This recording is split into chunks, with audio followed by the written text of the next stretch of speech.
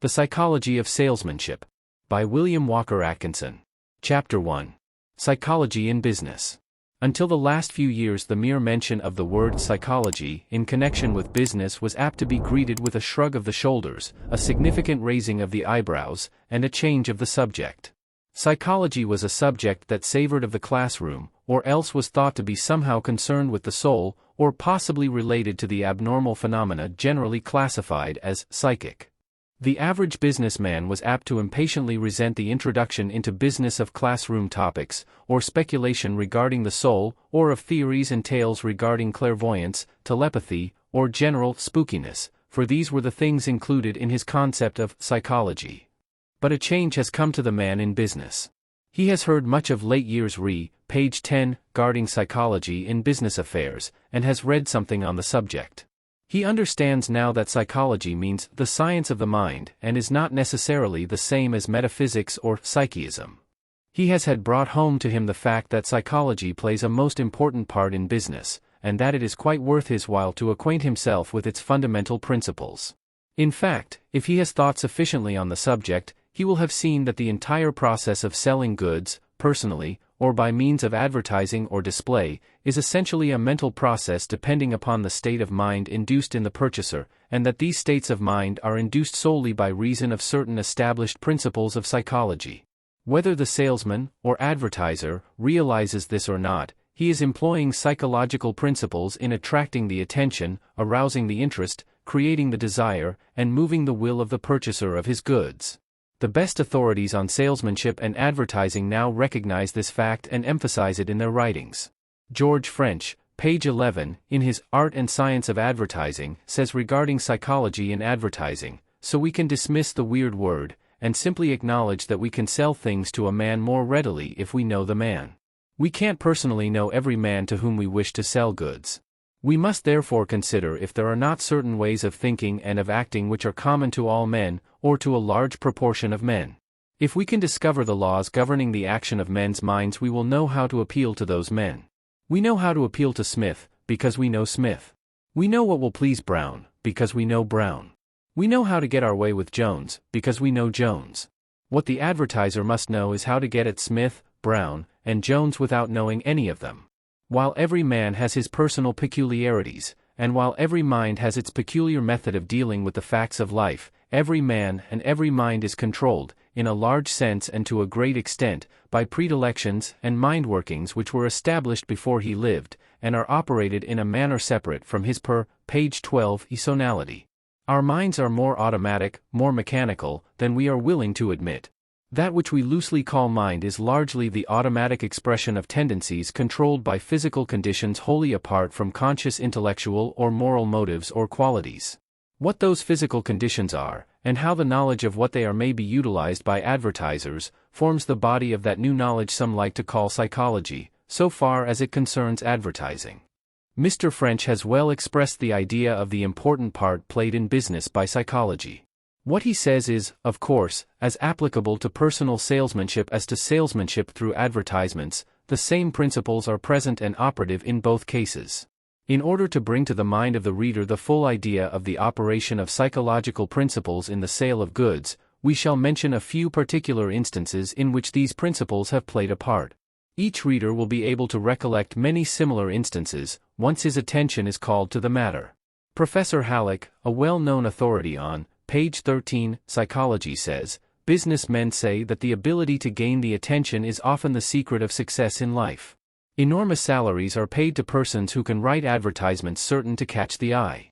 A publisher said that he had sold only 5,000 copies of an excellent work, merely because it had failed to catch the attention of many, and that 25,000 copies could have been disposed of in the same time, if agents had forced them upon the notice of people. Druggists say that any kind of patent medicine can be sold, if it is so advertised as to strike the attention in a forcible manner. Business life has largely resolved itself into a battle to secure the attention of people. The same excellent authority says, regarding the effect of associated ideas, an eminent philosopher has said that man is completely at the mercy of the association of his ideas. Every new object is seen in the light of its associated ideas. The principle of the association of ideas is sufficient to account for the change in fashions. A woman in a southern city had a bonnet that she particularly admired, until she one day saw 3, page 14, negresses wearing precisely the same pattern. She never appeared again in that bonnet. When a style of dress becomes common, and is worn by the lower classes, it is discarded by the fashionable people. Fashions that are absolutely repulsive will often be adopted if they are introduced by popular or noted people. A knowledge of the power of the association of ideas is of the utmost importance in business. One man has his store so planned that all its associations are pleasing, from the manner of the clerks to the fixtures and drapery. Another store brings up unpleasant associations. When negligee hats first made their appearance, a shrewd hatter sent for a well-dressed and popular collegian and offered him his choice of the best hats in the store, if he would wear a negligee hat for 3 days. He objected to making such an exhibition of himself, until he was flattered by the hatter's wager that the hats could, in this way, be made the fashion for the entire town. When the collegian first put in his appearance on the campus with the hat, he was guyed for his oddity. Late in the afternoon, some of his, page 15, friends concluded that the hat looked so well that they would invest. On the following day large numbers reached the same conclusion. For some time after this the hatter found difficulty in keeping a sufficient supply in stock. Had an unpopular or poorly dressed man appeared first on the campus with that hat, the result would have been the reverse. The hat would have been the same, but the association of ideas would have differed. Some of the ladies of fashion in a large European city selected on their own responsibility, without consulting the milliners, a cheap spring manila hat, which was very handsome. The milliners found themselves with a high-priced stock for which there was no demand. They held a council, bought a large number of the cheap hats, and put them on the heads of all the female street sweepers and scavengers in the town. When the ladies of fashion went out the next day, they were amazed to see the very dregs of the city arrayed in headgear like their own. It was not very long before the result was what might have been expected. In a previous work of the present writer, page 16, the following illustrations of the effect of psychological suggestion in advertising were used. The use of the direct command, as the ad men call it, is very common. People are positively told to do certain things in these advertisements. They are told to take home a cake of hinky-dink soap tonight, your wife needs it. And they do it. Or they see a mammoth hand pointing down at them from a sign, and almost hear the corresponding mammoth voice as it says, in painted words, say you smoke honey dope cigars, they're the best ever. And, if you manage to reject the command the first time, you will probably yield at the repeated suggestion of the same thing being hurled at you at every corner and high fence, and honey dope will be your favorite brand until some other suggestion catches you. Suggestion by authority and repetition, remember, that's what does the business for you. They call this the direct command in the advertising schools. Then there are some other subtle forms of suggestion in advertising. You see staring from every bit of space, on billboard, page 17, and in newspapers and magazines, you want a cracker, or something of that sort, and you usually wind up by acquiescing. And then you are constantly told that babies howl for Grandma Hankins' infantile soother, and then when you hear some baby howling you think of what you have been told they are howling for, and then you run and buy a bottle of Grandma Hankins. Then you are told that some cigar is generously liberal in size and quality, or that some kind of cocoa is grateful and refreshing, or that some brand of soap is 99.999% pure, etc., etc. Only last night I saw a new one, somebody's whiskey is smooth, and every imbiber in the car was smacking his lips and thinking about the smooth feeling in his mouth and throat. It was smooth, the idea, not the stuff, I mean. And some other whiskey man shows a picture of a glass, a bottle, some ice and a siphon of seltzer, with simply these words, Old Boy's Highball, that's all. All of these things are suggestions, and some of them are very powerful ones, too, when constantly impressed upon the mind by repetition. I have, page 18, known dealers in spring goods to force the season by filling their windows with their advance stock. I have seen hat dealers start up the straw hat season by putting on a straw themselves, their clerks ditto, and then a few friends. The sprinkling of straws gave a suggestion to the street, and the straw hat season was opened. Dr. Herbert A. Parkin, an authority on suggestion, draws the following picture from life of a retail merchant who is suffering from the effect of adverse psychological influences resulting from his pessimistic mental attitude. The present writer can vouch for the accuracy of Dr. Parkin's picture, for he knows the original of the sketch. Dr. Parkin says of the storekeeper, He is the proprietor of a store in a neighboring city, but such a store, it almost gives me the blues to go into it. His windows are dressed year in and year out with the same old signs, and there is nothing to give the store the cheerful appearance so essential to an up-to-date business establishment. But the atmosphere of the place is only in keeping with the proprietor. When he started in Bussy, page 19, 30 years ago he employed 8 clerks, but his business has fallen off till he does all the work himself and is scarcely able now to pay rent, although competitors around him are increasing their business steadily every year. In the course of a 15 minutes conversation, the first time I met him, he told me all his troubles, which were many. According to his story, everyone had been trying to get the better of him ever since he started in business. His competitors resorted to unfair business methods. His landlord was endeavoring to drive him out by raising his rent. He could not get an honest clerk in his store. An old man had not an equal chance with a young man. He could not understand why people he had catered to so faithfully should be so ungrateful or so fickle as to give their patronage to every upstart who went into business. In the same line as his, he supposed that he could work along, as he was doing, from morning till night without a holiday till he was driven to the poorhouse or died, and although he had been in the same stand for 15 years there was not a single person he could call on if in need of a friend, page 20, etc. Although I have had occasion to visit him many times during business hours, I have never heard him address a cheerful or encouraging remark to a customer. On the other hand, he waited on them, not only with an air of indifference, but apparently as if he were doing them a favor by allowing them to trade at his store, while others who dropped in to ask permission to use his telephone or to inquire about residents in the neighborhood were soon given to understand by his manner and answers that he considered them a nuisance and hoped they had not mistaken his store for an information bureau. I have purposely led him into other channels of conversation, with the same result. Everything was going to the dogs, the city, the country, etc. No matter what was talked about, his remarks were saturated with pessimism. He was ready to blame everything and everyone for his condition, and when I ventured to suggest that much of his trouble was due to his attitude he was ready to show me to the door. If he would but cast his bread upon the waters for a few weeks by bestowing a smile here and a smile there, or a cheerful encouraging word, page 21, to this customer and that customer, he would certainly feel better for the giving, and they would return to him 1,000-fold. If he would only assume that he is prosperous and proceed to give his store an air of prosperity, how much more attractive he could make his place look and how much more inviting it would be for customers. If he would assume that every person that entered his store was his guest, whether he made a purchase or not, people would feel like returning to his store when they wanted anything in his line. I could suggest 100 ways in which this man could employ suggestion and autosuggestion to increase his business, to draw friends to him, instead of driving them away, and to make the world and himself better and happier while he lives in it. But, you may ask, what has all this to do with psychology and salesmanship? What has the matter of advertising, store display, personal manner, etc., to do with salesmanship? Just this much, that all these things are based on the same fundamental principles as is salesmanship, and that these fundamental principles are those of psychology.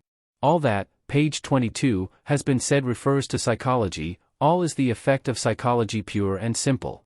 All depends upon the mental attitude, the suggestions offered, the mental states induced, the motive to the will. All these outward things are merely the effects of inner mental states. J.W. Kennedy, in Judicious Advertising, says, advertising is just salesmanship on paper, a mere money-making means of selling goods rapidly. That mysterious something is just printed persuasion, and its other name is selling conviction. Conviction can be imparted at will by those few writers who have closely studied the thought processes by which conviction is induced. The mission of every ad is to convert readers into buyers. Geo Dyers, in the same journal, says, advertising takes into account the subconscious impressions, the varying phases of suggestion and association as received through the eye, the psychology of the direct command, all worth earnest consideration, and seriously to be reckoned with, however we may balk at the terms. Seth Brown in Salesmanship says, to make advertising which will sell goods requires development of the human part of, page 23, the writer. He must realize the different forces which command attention, interest, desire, and conviction. The buyer wants your goods because they will produce for him some definite effect or result. It is this result that the ad man must keep in mind. But, you may also say, after all this psychology seems to be nothing else than what we have always known as human nature, there is nothing new about this. Exactly so. Psychology is the inner science of human nature. Human nature depends entirely upon psychological processes, it is bound up with the activities of the mind. The study of human nature is the study of the minds of people. But whereas the study of human nature, as usually conducted, is a haphazard, hit-or-miss sort of undertaking, the study of the mind, according to the established principles of psychology, is of the nature of the study of science, and is pursued according to scientific methods. Particularly in its phase of salesmanship does the study of human nature along the lines of psychology become a science. From the first to the last, salesmanship is a psychologue, page 24, Eichel subject. Every step in the process of a sale is a mental process. The mental attitude and mental expression of the salesman, the mental attitude and mental impression of the customer, the process of arousing the attention, awakening curiosity or interest, creating desire, satisfying the reason, and moving the will, all these are purely mental processes, and the study of them becomes a branch of the study of psychology. The display of goods on the counters, shelves, or windows of a store, or in the hands of the salesman on the road, must be based upon psychological principles.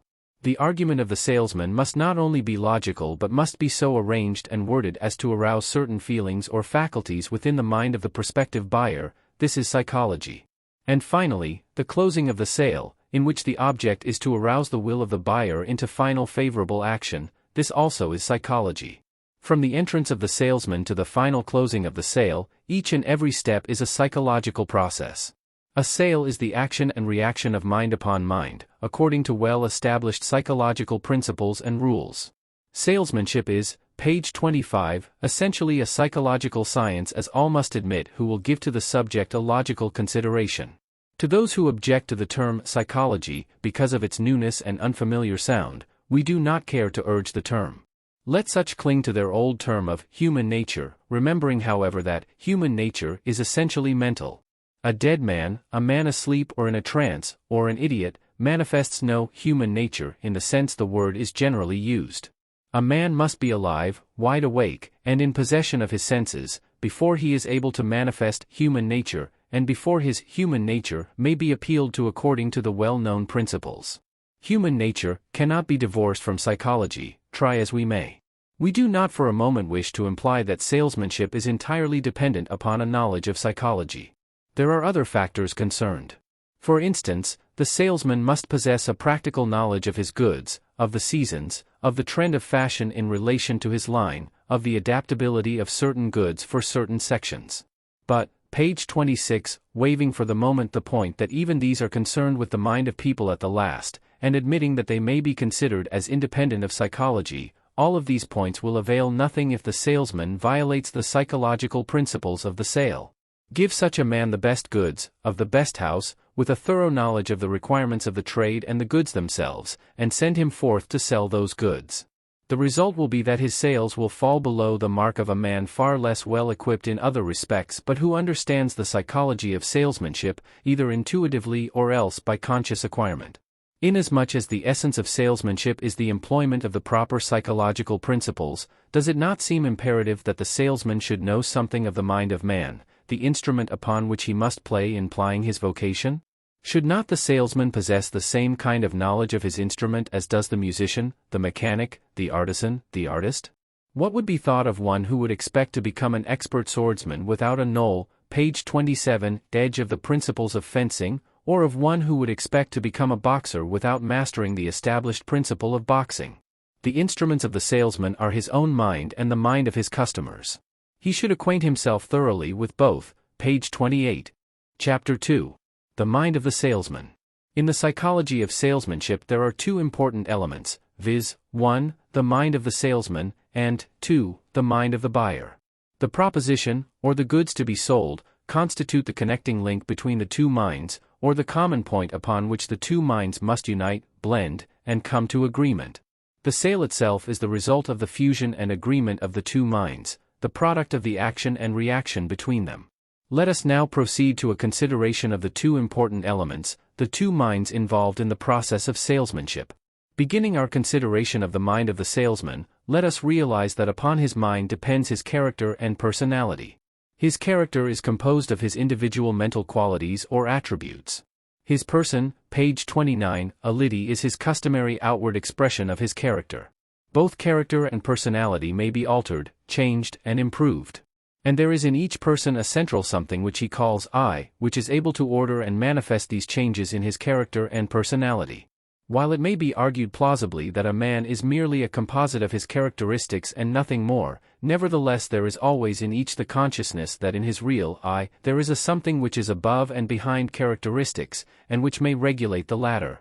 Without attempting to lead the reader into the maze of metaphysics, or the pitfalls of philosophy, we wish to impress upon him the fact that his mental being has for its innermost center of consciousness this mysterious I, the nature of which no one has ever been able to determine, but which when fully realized imparts to one a strength and force undreamed of before.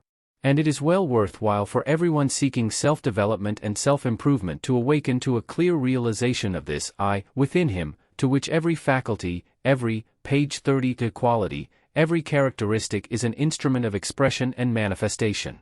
The real you is not the characteristics or features of personality, which change from time to time, but a permanent, changeless center and background of the changes of personality, a something that endures through all changes, and which you simply know as I.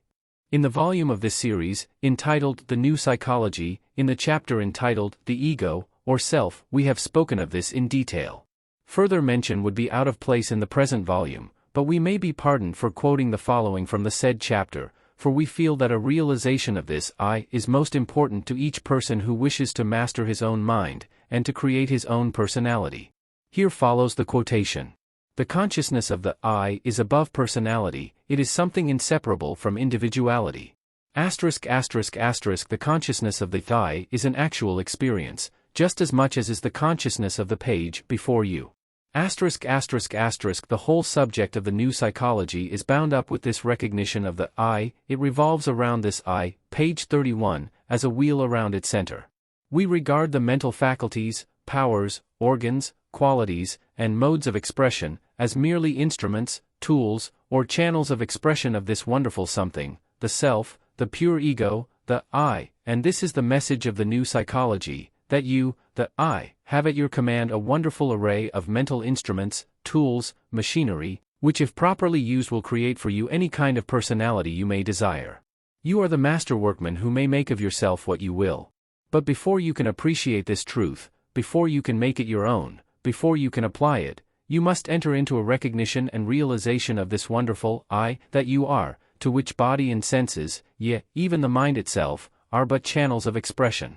You are something more than body, or senses, or mind, you are that wonderful something, master of all these things, but of which you can say but one thing, I am. But remember, always, that this realization of the ego does not mean egotism, or self-conceit, or comparison of your character or, page 32, personality with that of others. It is egoism, not egotism, and egoism means simply the realization of this master consciousness, to which all other mental faculties are subordinate. If you want some other name for it, you may consider this I as the will of the will, for it is the very essence of willpower, it is, so to speak, the will conscious of itself. By means of the realization, you will find it far easier to cultivate the mental qualities in which you are deficient, and to restrain undesirable characteristics. The spirit of the idea may be gained by a careful understanding of the following from the pen of Charles F. Lummis: I'm all right. I am bigger than anything that can happen to me. All these things are outside my door, and I've got the key. The mental qualities most requisite to the salesman may be stated as follows. 1. Self-respect. It is important to the salesman that he cultivate the faculty of self-respect. By this we do not mean egotism, conceit, superciliousness, imperiousness, hauteur, snobbishness, etc., all of which are detrimental qualities. Self-respect, on the page 33, imparts the sense of true manhood or womanhood, self-reliance, dignity, courage and independence. It is the spirit of Black Hawk, the Indian chieftain, who, lifting his head said to Jackson, I am a man. It is entirely opposed to the crawling, cringing, worm of the dust, mental attitude of Uriah Heep, who was continually asserting how humble, how very humble, he was. Learn to look the world in the eyes without flinching. Throw off the fear of the crowd, and the impression that you are unworthy. Learn to believe in yourself, and to respect yourself. Let your motto be, I can, I will, I dare, I do. Self-respect is a sure antidote for the feeling of fear, shrinking, sense of inferiority, and other negative feelings which sometimes oppress the salesman when he is about to enter into the presence of some big man. Remember that the man's personality is merely a mask, and that behind it is merely an I, like your own, no more, no less. Remember that behind the John Smith part of you there exists the same kind of I that exists behind the Hi Mucky Muck part of him. Remember that you are man approaching, page 34, man, not a worm approaching a god. Remember that just as Kipling says, the Colonel's Lady and Judy O'Grady are sisters under their skin, so are you and the big man twin eyes beneath the covering of personality, position, and outward appearance. By cultivating the realization of the I, of which we have told you, you will acquire a new sense of self-respect which will render you immune from the feeling of bashfulness, inferiority, and fear in the presence of others. Unless a man respects himself, he cannot expect others to respect him. He should build up his true individuality and respect it, being careful, always, not to get sidetracked by egotism, vanity, and similar follies of personality. It is not your personality which is entitled to respect, but your individuality, which is something far different. The personality belongs to the outer man, the individuality to the inner. One's physical carriage and attitude tends to react upon his own mental attitude as well as also impressing those in whose presence he is. There is always an action and reaction between mind and body. Just as mental, page 35, states take form in physical actions, so do physical actions react upon the mind and influence mental states. Frown continually and you will feel cross, smile and you will feel cheerful. Carry yourself like a man, and you will feel like a man. Carl H. Pierce says regarding the proper carriage of a salesman, remember that you are asking no favors, that you have nothing to apologize for, and that you have every reason in the world to hold your head up high. And it is wonderful what this holding of the head will do in the way of increasing sales. We have seen salesmen get entrance to the offices of Broadway buyers simply through the holding of the head straight up from the shoulders. The rule to follow is, have your ear lobes directly over your shoulders, so that a plumb line hung from the ears describes the line of your body. Be sure not to carry the head either to the right or left but vertical. Many men make the mistake, especially when waiting for a prospect to finish some important piece of business, of leaning the head either to the right or left. This indicates weakness. A study of men discloses the fact that the strong men never tilt, page 36, the head. Their heads sit perfectly straight on strong necks. Their shoulders, held easily yet firmly in correct position, are inspiring in their strength indicating poise. Every line of the body, in other words, denotes the thought of the bearer. So cultivate not only the inner sense of self-respect, but also the outward indications of that mental state. Thus do you secure the benefit of the action and reaction between body and mind. 2. Poise. The salesman should cultivate poise, which manifests in balance, tranquility, and ease. Poise is that mental quality which maintains a natural balance between the various faculties, feelings, emotions, and tendencies. It is the assertion of the I as the master and controller of the mental states, feelings, and action. Poise enables one to correctly balance himself, mentally, instead of allowing his feelings or emotions to run away with him. Poise enables one to remain the master of himself, instead of slopping over on the one hand, or of losing his nerve on the other. Poise enables one to keep himself well in hand. The man who, page 37, has poise indeed has power, for he is never thrown off his balance, and consequently always remains master of the situation. Did you ever hear of, or see, the gyroscope? Well, it is a peculiar little mechanical contrivance consisting of a whirling wheel within a framework, the peculiarity consisting of the arrangement and action of the wheel which by its motion always maintains its balance and equilibrium. No matter how the little apparatus is turned, it always maintains its equilibrium. It is likely to play an important part in aerial navigation and monorail systems of transportation in the future. Well, here is the point: be a mental gyroscope. Cultivate the mental quality which acts automatically in the direction of keeping your balance and center of mental gravity. This does not mean that you should be a prig or a solemn-faced smug bore, with an assumption of supernatural dignity. On the contrary, always be natural in manner and action. The point is to always maintain your balance and mental control, instead of allowing your feelings or emotions to run away with you. Poise means mastery, lack of it means, page 38, slavery. As Edward Carpenter says, how rare indeed to meet a man. How common rather to discover a creature hounded on by tyrant thoughts, or cares, or desires, cowering, wincing under the lash, or perchance priding himself to run merrily in obedience to a driver that rattles the reins and persuades himself that he is free. Poise is the mental gyroscope, keep it in good working order. 3. Cheerfulness. The bright, cheerful and happy mental attitude, and the outward manifestation of the same, is a magnet of success to the salesman. The grouch is the negative pole of personality, and does more to repel people than almost any other quality. So much in demand is the cheerful demeanor and mental state, that people often give undue preference to those possessing it, and pass over a grouchy individual of merit in favor of the man of less merit but who possesses the sunshine in his personality. The man with the southern exposure is in demand. There is enough in the world to depress people without having gloom thrust, page 39, upon them by persons calling to sell goods. Well has the poet said, "Laugh, and the world laughs with you. Weep, and you weep alone. For this sad old earth is in need of mirth. It has troubles enough of its own. The world prefers Happy Jim to Gloomy Gus, and will bestow its favors upon the first while turning a cold shoulder to the second. The human wet blanket is not a welcome guest, while the individual who manages to let a little sunshine in upon all occasions is always welcome. The optimistic and cheerful spirit creates for itself an atmosphere which, perhaps unconsciously, diffuses itself in all places visited by the individual. Cheerfulness is contagious, and is a most valuable asset. We have known individuals whose sunny exteriors caused a relief in the tension on the part of those whom they visited. We have heard it said of such people, "I am always glad to see that fellow, he brightens me up." This does not mean that one should endeavor to become a professional wit, a clown, or a comedian, that is, page 40, not the point. The idea underlying this mental state and attribute of personality is cheerfulness, and a disposition to look on the bright side of things, and to manifest that mental state as the sun does its rays. Learn to radiate cheerfulness. It is not so much a matter of saying things, as it is a matter of thinking them. A man's inner thoughts are reflected in his outward personality. So cultivate the inner cheerfulness before you can hope to manifest its outer characteristics.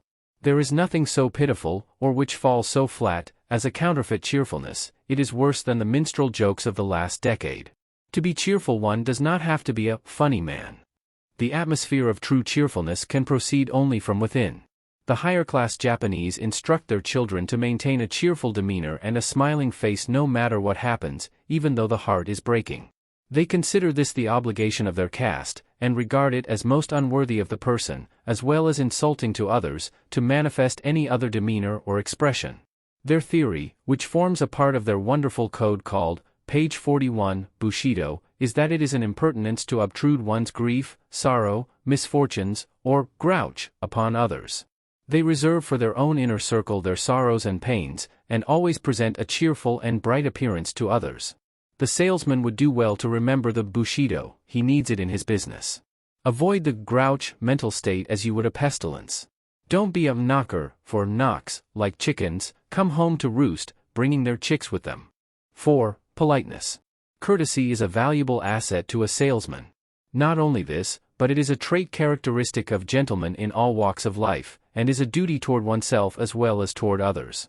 By politeness and courtesy we do not mean the formal, artificial outward acts and remarks which are but the counterfeit of the real thing, but, instead, that respectful demeanor toward others which is the mark of innate refinement and good breeding.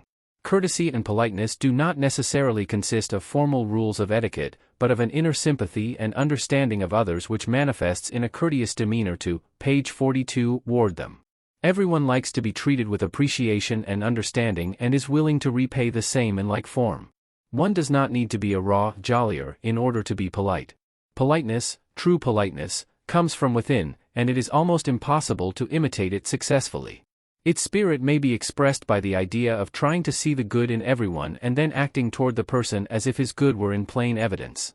Give to those with whom you come in contact the manner, attention, and respect to which they would be entitled if they were actually manifesting the highest good within them. One of the best retail salesmen we ever knew attributed his success to his ability to get on the customer's side of the counter, that is, to try to see the matter from the customer's viewpoint.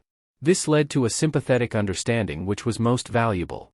If the salesman can manage to put himself in the place of the customer, he may see things with a new light, and thus gain an understanding of the customer which will enable him, the salesman, to manifest a true polite, page 43, chness toward his customers.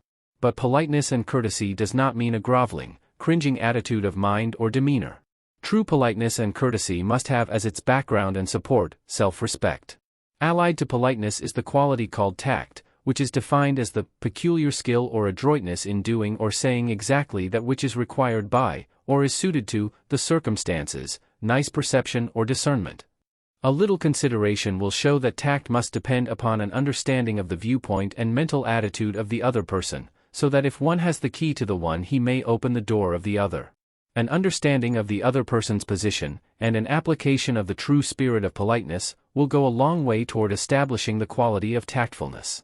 Tact is a queer combination of worldly wisdom and the golden rule, a mixture of the ability to seek into the other person's mind, and the ability to speak unto others as you would that others speak unto you, under the same circumstances. The trait called adaptability, or the faculty of adjusting oneself to conditions, and to the page 44, personality of others, also belongs to this category. Adaptability depends upon the ability to see the other person's position. As a writer says, those individuals who are out of harmony with their surroundings disappear to make room for those who are in harmony with them. When the keynote of the understanding of the minds of others is found, the whole subject of true politeness, tact, and adaptability is understood and may be applied in practice. Human nature. Closely allied to the subject of the preceding paragraphs, is that of human nature. A knowledge of human nature is very important to the salesman. In order to understand the workings of the minds of others, one must not only understand the general psychological principles involved, but also the special manifestations of those principles. Nature tends to form classes and species, and the majority of people may be grouped into special classes depending upon their temperaments. An intelligent study of the new psychology and the general subject of human nature in works on physiognomy, etc., will do much to start, page 45, one well upon the road to an understanding of human nature. But, after all, the best knowledge comes only when the general principles are tested and applied under observation in general experience. In this particular work we have much to say upon certain features of human nature. In fact, as we have said, human nature is but psychology. The following advice, from the pen of Professor Fowler, the well-known authority on phrenology, is recommended to all salesmen desirous of acquiring the faculty of understanding human nature. Scan closely all the actions of men, with a view to ascertain their motives and mainsprings of action. Look with a sharp eye at man, woman, child, all you meet, as if you would read them through. Note particularly the expression of the eye, as if you would imbibe what it signifies. Say to yourself, what faculty prompted this expression or that action? Drink in the general looks, attitude, natural language, and manifestation of the man, and yield yourself to the impressions naturally made on you. That is, study human nature, page 46, both as a philosophy and as a sentiment, or as if being impressed thereby. A forthcoming volume of this series, to be entitled Human Nature, will go into this subject in detail, page 47. Chapter 3. The Mind of the Salesman, continued. 6. Hope. The salesman should cultivate the optimistic outlook upon life. He should encourage the earnest expectation of the good things to come, and move forward to the realization thereof. Much of life success depends upon the mental attitude of, and the confident expectation of, a successful outcome. Earnest desire, confident expectation, and resolute action, this is the threefold key of attainment. Thought manifests itself in action, and we grow in accordance with the mental pattern or mold we create for ourselves. If you will look around you, you will find that the men who have succeeded, and who are succeeding, are those who have maintained the hopeful mental attitude, who have always looked forward to the star of hope even in the moments of the greatest trouble and temporary reverses. If a man loses his, page 48, hope permanently, he is defeated. Hope is the incentive which is always drawing man onward and upward. Hope backed by will and determination is almost invincible. Learn to look on the bright side of things, to believe in your ultimate success. Learn to look upward and forward, heed the motto, look aloft. Cultivate the rubberball spirit, by which you will be able to bounce higher up the harder you are thrown down. There is a subtle psychological law by the operation of which we tend to materialize our ideals. The confident expectation, backed by actions, will win out in the end. Hitch your wagon to the star of hope. 7. Enthusiasm. Very few people understand the true meaning of the word enthusiasm, although they may use it quite frequently in ordinary conversation. Enthusiasm means far more than energy, activity, interest, and hope. It means the expression of the soul in mental and physical actions. The Greeks used the word as meaning inspiration, moved by the gods, from which arose the later meaning of inspired by a superhuman or divine power. The modern, page 49, usage is defined as enkindled and kindling fervor of the soul, ardent and imaginative zeal or interest, lively manifestation of joy or zeal, etc. A person filled with enthusiasm seems to move and act from the very center of his being, that part which we mean when we say soul. There is a wonderful power in rightly directed enthusiasm, which serves not only to arouse within one his full powers, but also tends to impress others in the direction of mental contagion. Mental states are contagious, and enthusiasm is one of the most active of mental states. Enthusiasm comes nearer to being soul power than any other outward expression of mental states. It is allied to the soul-stirring impulse of music, poetry, and the drama. We can feel it in the words of a writer, speaker, orator, preacher, singer, or poet. Enthusiasm may be analyzed as inspired interest. As Walter D. Moody says, it will be found that all men possessed of personal magnetism are very much in earnest. Their intense earnestness is magnetic. The best authorities agree that enthusiasm is the active principle of what has been called personal magnetism, page 50. An old writer has well said, all of us emit a sphere, aura, or halo, impregnated with the very essence of ourselves. Sensitives know it, so do our dogs and other pets, so does a hungry lion or tiger, even flies, snakes and insects, as we know to our cost. Some of us are magnetic, others not. Some of us are warm, attractive, love-inspiring and friendship-making, while others are cold, intellectual, thoughtful, reasoning, but not magnetic. Let a learned man of the latter type address an audience and it will soon tire of his intellectual discourse, and will manifest symptoms of drowsiness. He talks at them, but not into them, he makes them think, not feel, which is most tiresome to the majority of persons, and few speakers succeed who attempt to merely make people think. They want to be made to feel. People will pay liberally to be made to feel or laugh, while they will begrudge a dime for instruction or talk that will make them think. Pitted against a learned man of the type mentioned above, let there be a half-educated, but very loving, ripe and mellow man, with but 9/10 of the logic and erudition of the first man, yet such, page 51, a man carries along his crowd with perfect ease, and everybody is wide awake, treasuring up every good thing that falls from his lips. The reasons are palpable and plain. It is heart against head, soul against logic, and soul is bound to win every time. And as Newman says, deductions have no power of persuasion. The heart is commonly reached, not through the reason, but through the imagination, by means of direct impressions, by the testimony of facts and events, by history, by description. Persons influence us, looks subdue us, deeds inflame us.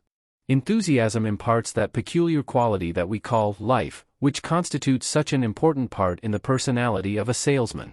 Remember, we have analyzed enthusiasm as inspired earnestness. Think over this analysis, and grasp its inner meaning. The very word enthusiasm is inspiring. Visualize it and let it incite you to its expression when you feel dead. The very thought of it is a stimulant. 8. Determination. The salesman needs the quality of dogged determination, persistence, and stick-to-itiveness. This bull, page 52, dog quality must be developed. The I can and I will spirit must be cultivated. Determination is composed of several constituent faculties. First comes combativeness, or the quality of tackling obstacles. This is a marked quality in all strong characters. It manifests as courage, boldness, resistance, opposition, and disposition to combat opposition rather than to yield to it. Allied to this faculty is another which bears the very inadequate name of destructiveness, which expresses itself in the direction of breaking down barriers, pushing aside obstacles, making headway, pushing to the front, holding one's own, etc. It is the quality of the man who makes his own paths and builds up his own trade. It is the pioneer faculty of the mind which clears away the ground, lays foundations, and builds the first log cabin. Then comes continuity, the faculty which is well defined as stick-to-itiveness, which enables one to stick to his task until it is finished. This faculty gives stability and staying qualities, and enables a man to finish well. The lack of this quality often neutralizes the, page 53, work of other good faculties, causing the person to let go too soon, and to thus lose the fruits of his labors. Finally, comes the faculty of firmness, which gives to one the quality of tenacity, perseverance, fixity, decision and stability, accompanied by a certain stubborn tendency which holds the other faculties together. A certain amount of this quality of jackass courage is needed in the mental make-up of a salesman. If a person is set, to a certain extent it enables him to maintain his position without the constant wear and tear upon his will that is met with by those lacking it. This faculty prevents one from being sidetracked, and enables him to put his hand to the plow and look not backward. It holds the chisel of the will up against the metal of circumstances until the work is accomplished. It enables one to be like the rock against which harmlessly beat the waves of opposition and competition. It enables one to see his object, and then to march straight to it. 9. Secretiveness. We mention this quality, not because it is one which plays such, page 54, an important part in the world of salesmanship, but because the tendency of the average salesman is to talk too freely regarding matters which should be kept to himself. This failing on the part of the salesman is due to the free expression which his work necessitates. He should remember, however, that many a good plan has miscarried by reason of the tendency of the salesman to blab, or to give away, his hopes, plans and expectations. The salesman should think thrice before speaking regarding any matter of office or personal policy, plans, methods, or other things which he would not like his competitors to know. It is a safe rule, laid down by a very successful businessman, that one should never speak of anything that he is not desirous of his principal competitor hearing, for hear it he will if one speaks of it. The world is full of the little birds who delight in carrying tales. The walls have ears, with microphone, wireless telegraphic attachments. Be a diplomat in matters of the kind to which we have referred. A little thought should convince that if you yourself do not, page 55, respect your own secrets, you cannot expect others to do so. X. Acquisitiveness. This faculty manifests as the desire for acquiring things, gaining, possessing, reaching out for, etc. It is often condemned by people, because of the unpleasant traits manifested by those in whom it is abnormally developed, as the miser, the hog, and the stingy person. But it is not well to hastily condemn this faculty, for without it we would become desireless, spendthrift, wasteful, without resources, and poor. The man who would succeed in any line of business must cultivate acquisitiveness, if he is deficient in it. He must learn to want and earnestly desire the good things of life, and to reach out for them. He must desire to accumulate something for himself, for by so doing he will work so that he will make a valuable accumulating channel for his employers. Acquisitiveness is one of the animating principles of the business world, evade it though we may try to. It is hypocritical to deny this. The facts are too plain to be brushed aside or denied. As the writer has said in another work, people are all after money, every, page 56, blessed mother's son and daughter of them, in one way or another. What is the use of denying it? Some day we may have better economic conditions, I pray to God that we may, but until that time all of us must chase the nimble dollar to the best of our ability. For unless a man does this thing, then shall he not eat, nor be clothed, nor have shelter, nor books, nor music, nor anything else that makes life worth living for one who thinks and feels. It seems to me the proper balance is preserved in the following statement: while you're getting, get all you can, but give the other fellow a chance. 11. Approbativeness. This is the quality which manifests in a desire for praise, flatter, approval, fame, etc. The average salesman does not need to develop this faculty, his temperament is very apt to make him have it too highly developed. It is all very well to feel a certain pleasure from the approval of others of work well done. But it is a decided weakness for one to be so sensitive to the opinions of others that they suffer from their disapproval, or from the lack of praise. He who is dependent upon the praise of the crowd, page 57, or the approval of the mob is a fool, deserving of pity. The crowd is fickle and tomorrow may turn on those whom they are praising today. Moreover, there is always much secret envy and jealousy mixed with the praise of others. Did you ever notice how eagerly people relate the slip-up or stumble of those whom they have been praising? Be not deceived by the plaudits of the crowd. Nor should you allow yourself to be deterred from a right course because of fear of blame. Learn to rely on what you, yourself, know to be right. Be sure you're right, then go ahead. Learn to stand upon your own feet, and do not lean upon others. Shake the crowd off your heels, mind your own business and let others do likewise. And look the world squarely in the eye while you are talking to it, too. It will understand you, if you do not truckle to it. But never cringe to it, else it will rend you to pieces. They say, what do they say? Let them say. Do not worry about it, your friends will not care, and your enemies will criticize anyway, so what's the use? Say to yourself, I am the captain of my soul. Page 58, and remember Burton's glorious words of freedom and courage. Do what thy manhood bids thee do, from none but self expect applause. He noblest lives and noblest dies who makes and keeps his self-made laws. All other life is living death, a world where none but phantoms dwell. A breath, a wind, a sound, a voice, a tinkling of the camel's bell. The difference between egoism and egotism consists largely of the difference between self-respect and approbativeness. Develop the first, and restrain the second, if you wish to become an individual. And the successful salesman is always an individual, standing out from and above the crowd of the mere persons or order takers. Be a man, and not a human looking glass reflecting the ideas, opinions, and wishes of all those around you. Be creative, not imitative. Flattery is the food for apes, not for men. Personal expression. While one's personal expression in the direction of clothing, page 59, walk, voice, etc., can scarcely be called mental qualities, yet they must be considered as expressions of mental qualities, outward manifestations of inward states. So true is this that people naturally judge one's character by these outward expressions. And, moreover, there is a subtle reaction of one's outward manifestations upon one's mental states. One's walk, carriage, and demeanor influence one's mental attitude, as we may prove by changing these outward manifestations and noting our changed feelings. As someone has said, the consciousness of being well dressed imparts a certain serenity and peace which even religion sometimes fails to give us. And, as for physical attitudes, etc., hear what several eminent psychologists tell us. Professor Halleck says, by inducing an expression we can often cause its allied emotion. Professor James says, whistling to keep up courage is no mere figure of speech. On the other hand, sit all day in a moping posture, sigh, and reply to everything with a dismal voice, and your melancholy lingers. There is no more valuable precept in moral education, page 60, than this: if we wish to conquer undesirable emotional tendencies in ourselves we must assiduously, and in the first instance cold-bloodedly, go through the outward movements of those contrary dispositions which we wish to cultivate.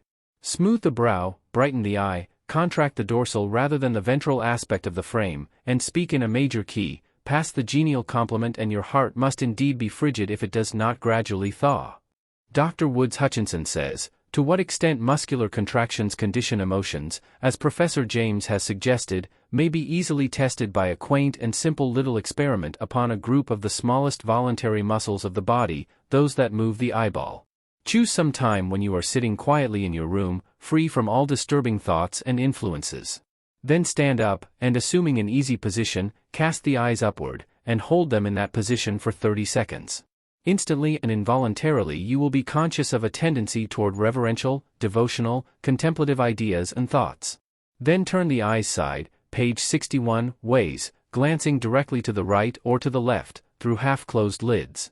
Within 30 seconds images of suspicion, of uneasiness, or of dislike will rise unbidden to the mind. Turn the eyes on one side and slightly downward, and suggestions of jealousy or coquetry will be apt to spring unbidden.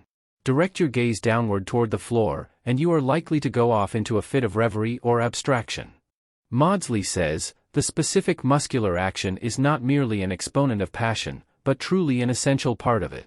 If we try while the features are fixed in the expression of one passion to call up in the mind a different one, we shall find it impossible to do so. In view of the above statements, we may readily see the importance of cultivating those outward expressions which are correlated to desirable mental states or feelings. By so doing we arouse in our minds those particular states or feelings. And, moreover, we tend to impress others with the possession on our part of the correlated mental qualities.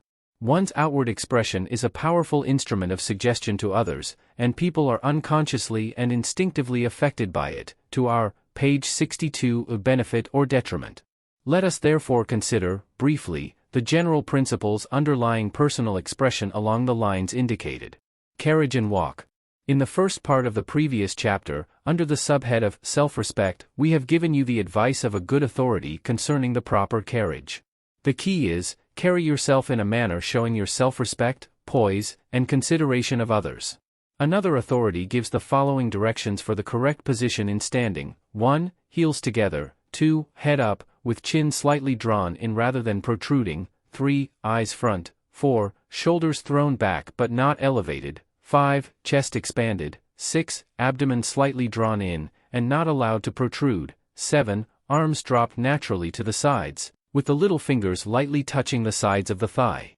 This may make you feel a little stiff and awkward at first, but, if you persevere, will soon establish itself as second nature with you. Another authority says, the easiest way in which to acquire a correct carriage is to imagine that you are suspended from on high, page 63, with a line, the lowest end of the line being fastened to the lower end of your breastbone. If you will stand and walk as if you are so suspended, the result will be that you will acquire an easy, graceful, gliding walk, and a correct carriage and natural position. Another authority gives the following advice: the following method, if observed in walking and standing, will impart a desirable physical poise and will keep you erect and in a graceful attitude while walking. Stand with your back toward the wall, with the heels, legs, hips, shoulders and back of head touching the wall, and with the chin slightly drawn in. Press up against the wall firmly. You will find yourself in an uncomfortable position, and one that is unnatural and incorrect. Then, keeping your heels to the wall, allow your body to swing forward into a natural position, being careful to keep the body firm in the same form, avoiding relaxation, swinging yourself forward from the ankle joints alone. When you find that the correct poised, natural position has been attained, hold it, and march forward in what will be the natural, normal, well-balanced walking position. Practice this page 64, repeatedly, several times every day, until you have fully acquired the habit. Shaking hands.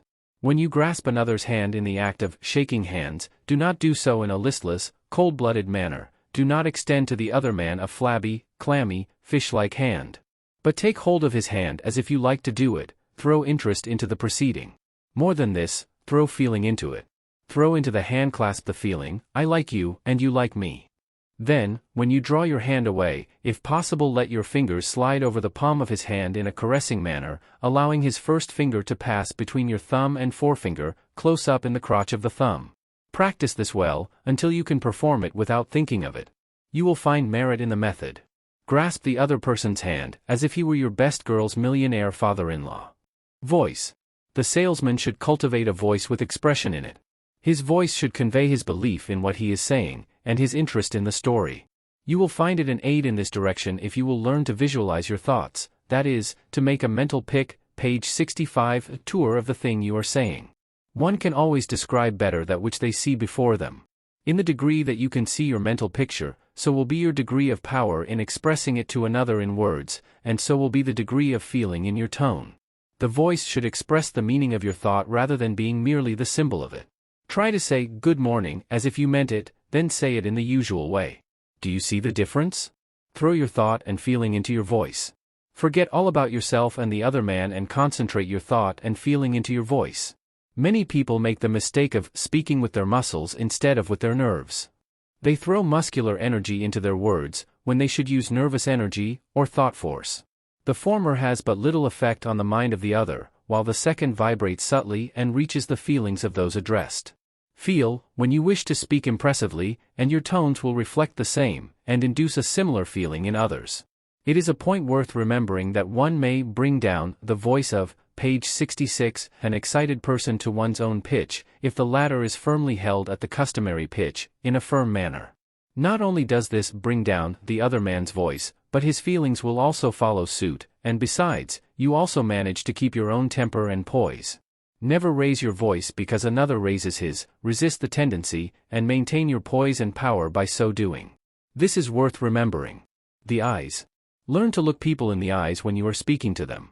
Not in a staring manner, but firmly, politely and easily. This may be acquired with a little practice. Practice on yourself in the mirror if you prefer. A shifting, restless gaze produces a bad impression, while a firm, honest gaze will incline people in your favor. You will find that strong men who influence others, almost always have a firm, strong gaze. It is worth practice, work and time, to acquire this personal trait. Clothes. A man is very often known by his clothes, or at least judged by them. The salesman should pay attention to this point of personal expression, since it will count much for, page 67, or against him. The first point to remember is that cleanliness is the first requisite in clothing. Keep your clothes clean and well pressed. Particularly keep your linen clean, for nothing in the way of dress acts so much against a man as soiled linen. Another important point is to keep the extremities well clad, that is, the head, feet and hands. A soiled or worn hat, a soiled or frayed collar, an old or unpolished pair of shoes, ragged sleeves or frayed cuffs, these things are more easily noticed and count more against a man than a shabby suit. Better an old suit well brushed, with a good hat, shoes and clean cuffs, than the reverse. One should always wear as good clothes as his means will permit, and such as will be in keeping with his occupation and position. The rule is to get as good material as possible, and cut reasonably within the prevailing style, but avoiding all extremes, or fanciful designs. A well-dressed businessman should give neither the appearance of shabbiness nor of being dressed up. He should present the appearance of general neatness without attracting any special attention to his clothing. Page 68. When a man's clothes specially attract one, that man is not well dressed, but either poorly dressed or overdressed. The happy mean between the two extremes is to be sought after. Polonius' advice to his son is well worth memorizing: costly thy habit as thy purse can buy, but not expressed in fancy; rich, not gaudy, for the apparel oft proclaims the man. Details of appearance. Personal cleanliness and neatness are prerequisites of the salesman who wishes to produce a favorable impression.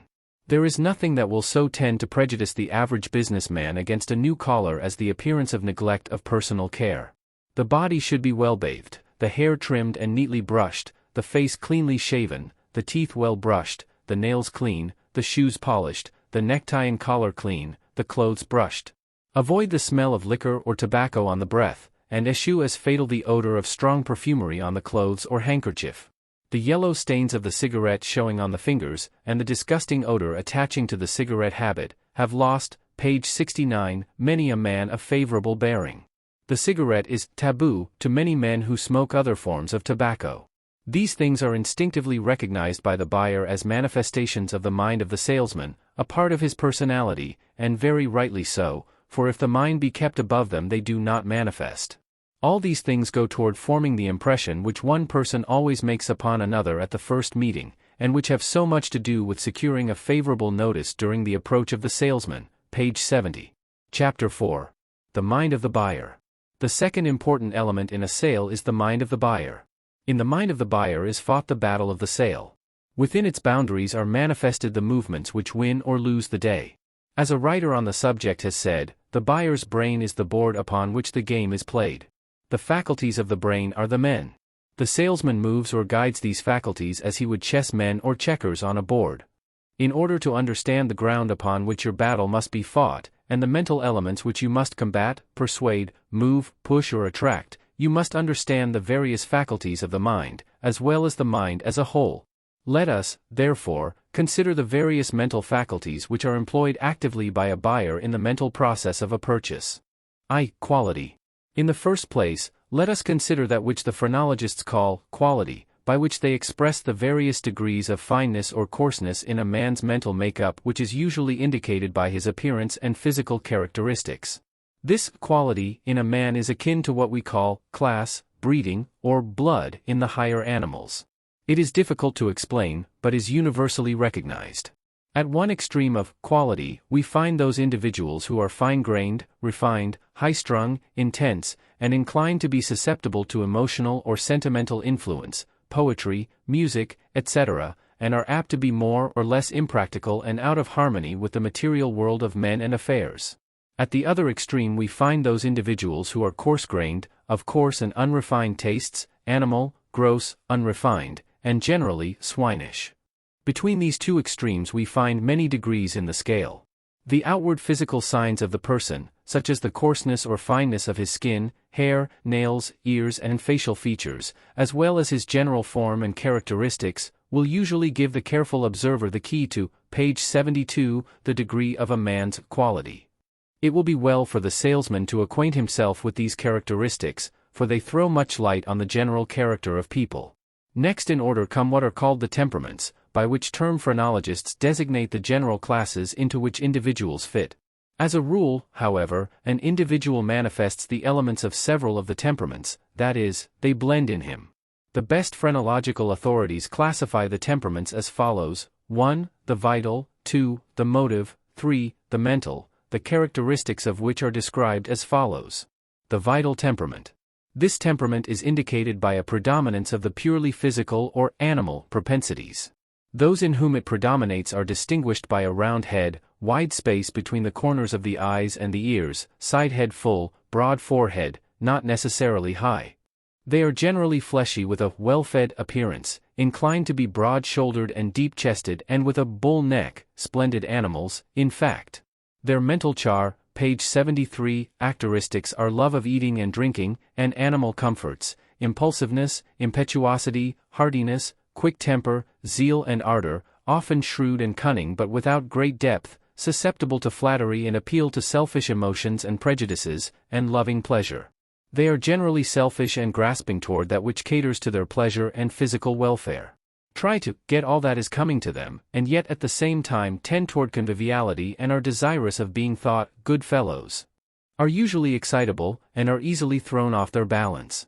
Those in whom this temperament is deficient manifest physical characteristics opposite to those above mentioned, and are more or less anemic, or bloodless, and show a lack of vitality and physical well-being. Those in whom this temperament predominates make good butchers, hotel keepers, captains, locomotive engineers, traders, politicians, contractors, etc. They are reached through their feelings rather than through their intellect. The motive temperament. This temperament is indicated by a predominance of page 74, muscular strength, endurance, toughness, and powers of action. Those in whom it predominates are distinguished by a general leanness and spareness, strongly marked and prominent features, usually with a large nose and high cheekbones, large and strong teeth, large joints and knuckles, the Abraham Lincoln physical characteristics, in fact. Their mental characteristics are determination, persistence, combativeness, destructiveness, endurance, thoroughness, management, executive ability, creative power, stubbornness, powers of resistance, and often an indomitable spirit. Their emotions are not on the surface, but when once aroused are strong and persistent. They are slow to wrath, but are good fighters and will stay to the finish. They are generally canny and shrewd, instinctively. They are the active and persistent workers of the world. It is this temperament in one which supplies his motive power, his ability and taste for work. Those in whom this temperament is deficient manifest physical characteristics opposite to those above mentioned, and accordingly are averse to work or exertion of any kind, page 75. The mental temperament.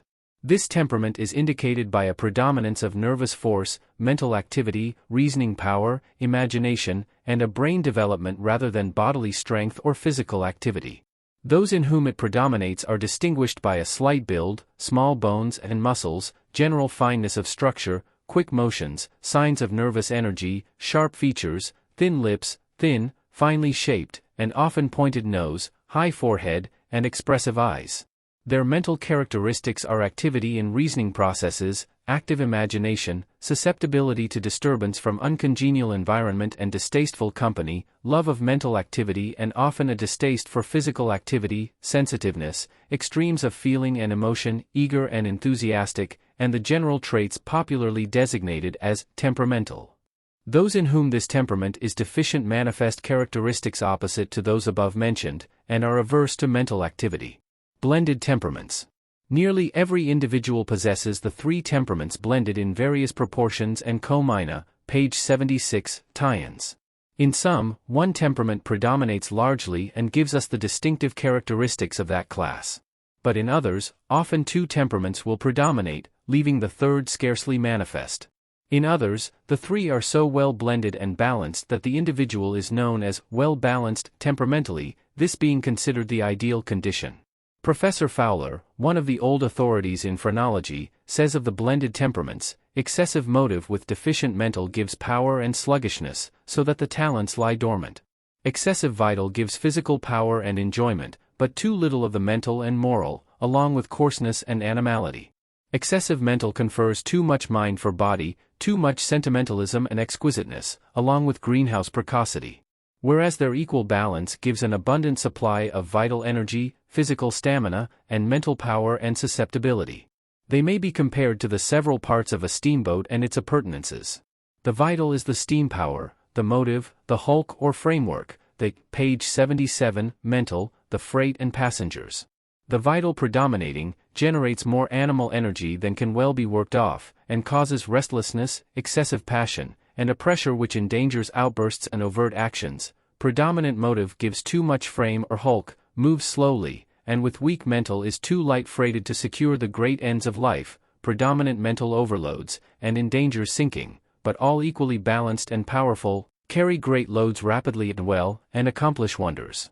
Such persons unite cool judgment with intense and well-governed feelings, great force of character and intellect with perfect consistency, scholarship with sound common sense, far-seeing sagacity with brilliancy, and have the highest order of both physiology and mentality. The salesman should thoroughly acquaint himself with the characteristics of each of the three temperaments, and should also learn to analyze them when found blended and in combination. An understanding of a man's temperament will often give one the key to his general character and disposition, which will be of the greatest advantage to the salesman. Page 78. Many students of human nature devote their entire attention to a study of the several faculties of the mind, ignoring the force and effect of the temperaments. We consider this to be a mistake, for a thorough knowledge of the temperaments gives one a general key to character, and, as a fact, it is generally found that given a certain temperament or combination of the same, a good phrenologist will be able to indicate just what faculties are apt to be found in the ascendancy in such a character. And as the average salesman cannot spare the time to become an expert phrenologist, it will be seen that a correct knowledge of the temperaments gives him his best working knowledge of the subject of character reading. Let us now consider the various groups of mental faculties which are manifested by the buyer in his business, and which should be understood by the salesman in order that he may successfully meet the impulses arising therefrom in the mind of the buyer. Our consideration of these groups of faculties must necessarily be brief, but we shall include the essential features. Page 79. The social faculties. This group of faculties includes amativeness or sexuality, conjugality or marital inclination, parental love or love of offspring, friendship or love of companionship, inhabitiveness or love of home. Phrenology teaches that this group of organs occupies the lower back portion of the head, giving the appearance of bulging behind the ears. Amativeness or sexuality when highly developed causes one to be at the mercy of the attraction of the opposite sex. While normally developed it plays a worthy part in life, its excessive development manifests in licentiousness, and when deficient manifests in an aversion to the opposite sex or a coldness and reserve. Persons in whom this faculty is in excess will neglect business for sex attraction, and will allow themselves to be sidetracked by reason thereof. In selling a man of this kind, keep him away from this particular subject, or he will not give you his attention. Conjugality or marital inclination when highly developed causes one to be largely influenced by one's companion in marriage. A man of this kind will be largely governed by his wife's wishes, tastes and desires. Kant's, page 80. Consequently, if his wife says so, the battle is won. Some men, however, while having amativeness largely developed, have but small conjugality, and if one love is not found satisfactory, another is substituted, and affinity takes the wife's place. Parental love or love of offspring when highly developed causes one to idolize his children and to be capable of influence through them. Such men are prone to relate anecdotes regarding their children and to bore listeners with recitals of infantile brightness and precocity. They generally have photographs of their children about their desks. An appeal to the interests of the children always reaches the attention and interest of these people.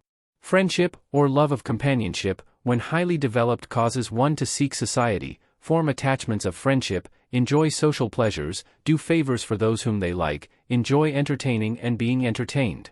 Such a man will be more apt to base his business dealings upon likes and acquaintance rather than upon reason or judgment, and are comparatively easily persuaded by those whom they like. An appearance of sociability generally attracts them to, page 81, those manifesting it. The quality of good fellowship appeals to this class. Inhabitiveness or love of home when highly developed causes one to become attached to places, localities, and associations. Such a man will be full of patriotism, local pride and prejudice and provincialism. He will resent any apparent slur upon his locality, and will appreciate any favorable comment on his home place and locality. These people are like cats who are attached to places rather than to people. Their township is usually their idea of my country. The selfish faculties. This group of faculties includes vitativeness, or love of life, combativeness, or love of opposing, destructiveness, or love of breaking through, alimentiveness, or love of appetite, bibativeness, or love of drink, acquisitiveness, or love of gain, secretiveness, or cunning, cautiousness, or prudence, approbativeness, or love of praise, self-esteem, or self-reliance. Phrenology teaches that this group of organs occupy the sides of the back part of the head. Vitativeness, or love of life, when highly developed, causes one to manifest a page 82, determination to live, and a great fear of death. Anything promising increased health or long life will greatly attract these people, and anything arousing a fear of ill health or death will influence them greatly. These people are excellent customers for health appliances, books on health, etc. Combativeness, or love of opposing, when highly developed, causes one to desire a scrap or an argument or debate. These people can best be handled by seemingly allowing them to win in argument, and then leading them to suggest the thing that the salesman has had in his mind all the time. These people may be led, or coaxed, but never driven. With them it is always a case of sugar catches more flies than vinegar, or of the hot sun causing the man to drop the cloak which the fierce north wind was unable to blow away from him. A man of this kind will be so pleased at beating another in an argument on a minor point, that he will forget the main point and will be in a humor to be persuaded. Always avoid a direct argument or dispute with these people on important points. They will let their pride of combat obscure their judgment. But they will be, page 83, ready to bestow favors on those whom they believe they have worsted in argument. Destructiveness, or love of breaking through, when highly developed, causes one to take great pleasure in doing things in new ways, in breaking precedents and defying authority, and in breaking down obstacles. If you can arouse this spirit in such a man, by showing him how he may do these things with your goods, he will fall in line. A man of this kind may be interested at once in any proposition whereby he may be enabled to do something in a novel way here, to defy opposition or established custom, or to break down opposing obstacles. The keynote of this faculty is, make way. Alimentiveness, or love of appetite, when highly developed, causes one to incline toward gluttony and gormandizing, and to place undue importance upon the pleasures of the table. A man of this kind lives to eat instead of eating to live, and may be reached through his weakest point, his stomach. To such a man a good dinner is more convincing than a logical argument. Bibativeness, or love of drink, when highly developed, causes one to manifest an inordinate, page 84, innate taste for liquids of all kinds.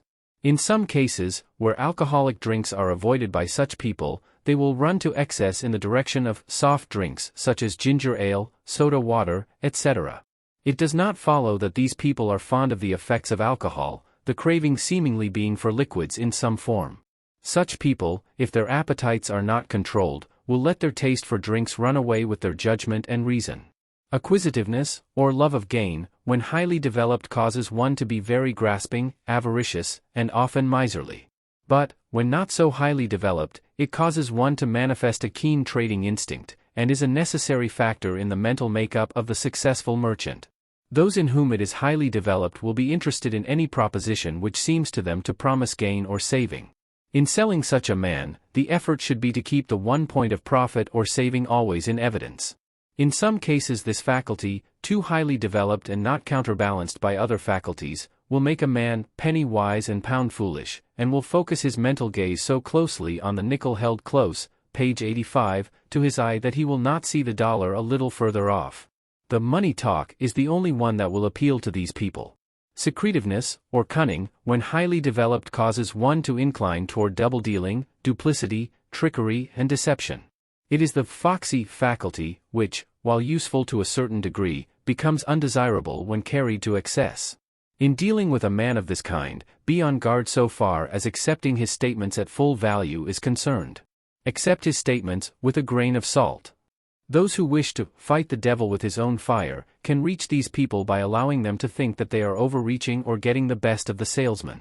The salesman who is apparently defeated by these people is very apt to have discounted their methods in advance, and has mapped out his line of retreat in advance so that the defeat is really a victory. These people often will sacrifice a real advantage concerning a big thing for the sake of tricking one out of a small advantage.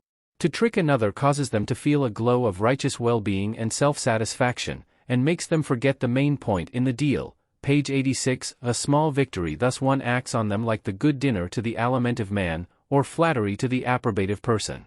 A faculty developed to excess is always a weak point which can be used by others who understand it. Cautiousness, or prudence, while an admirable quality when normally developed, becomes, when highly developed, an undesirable quality.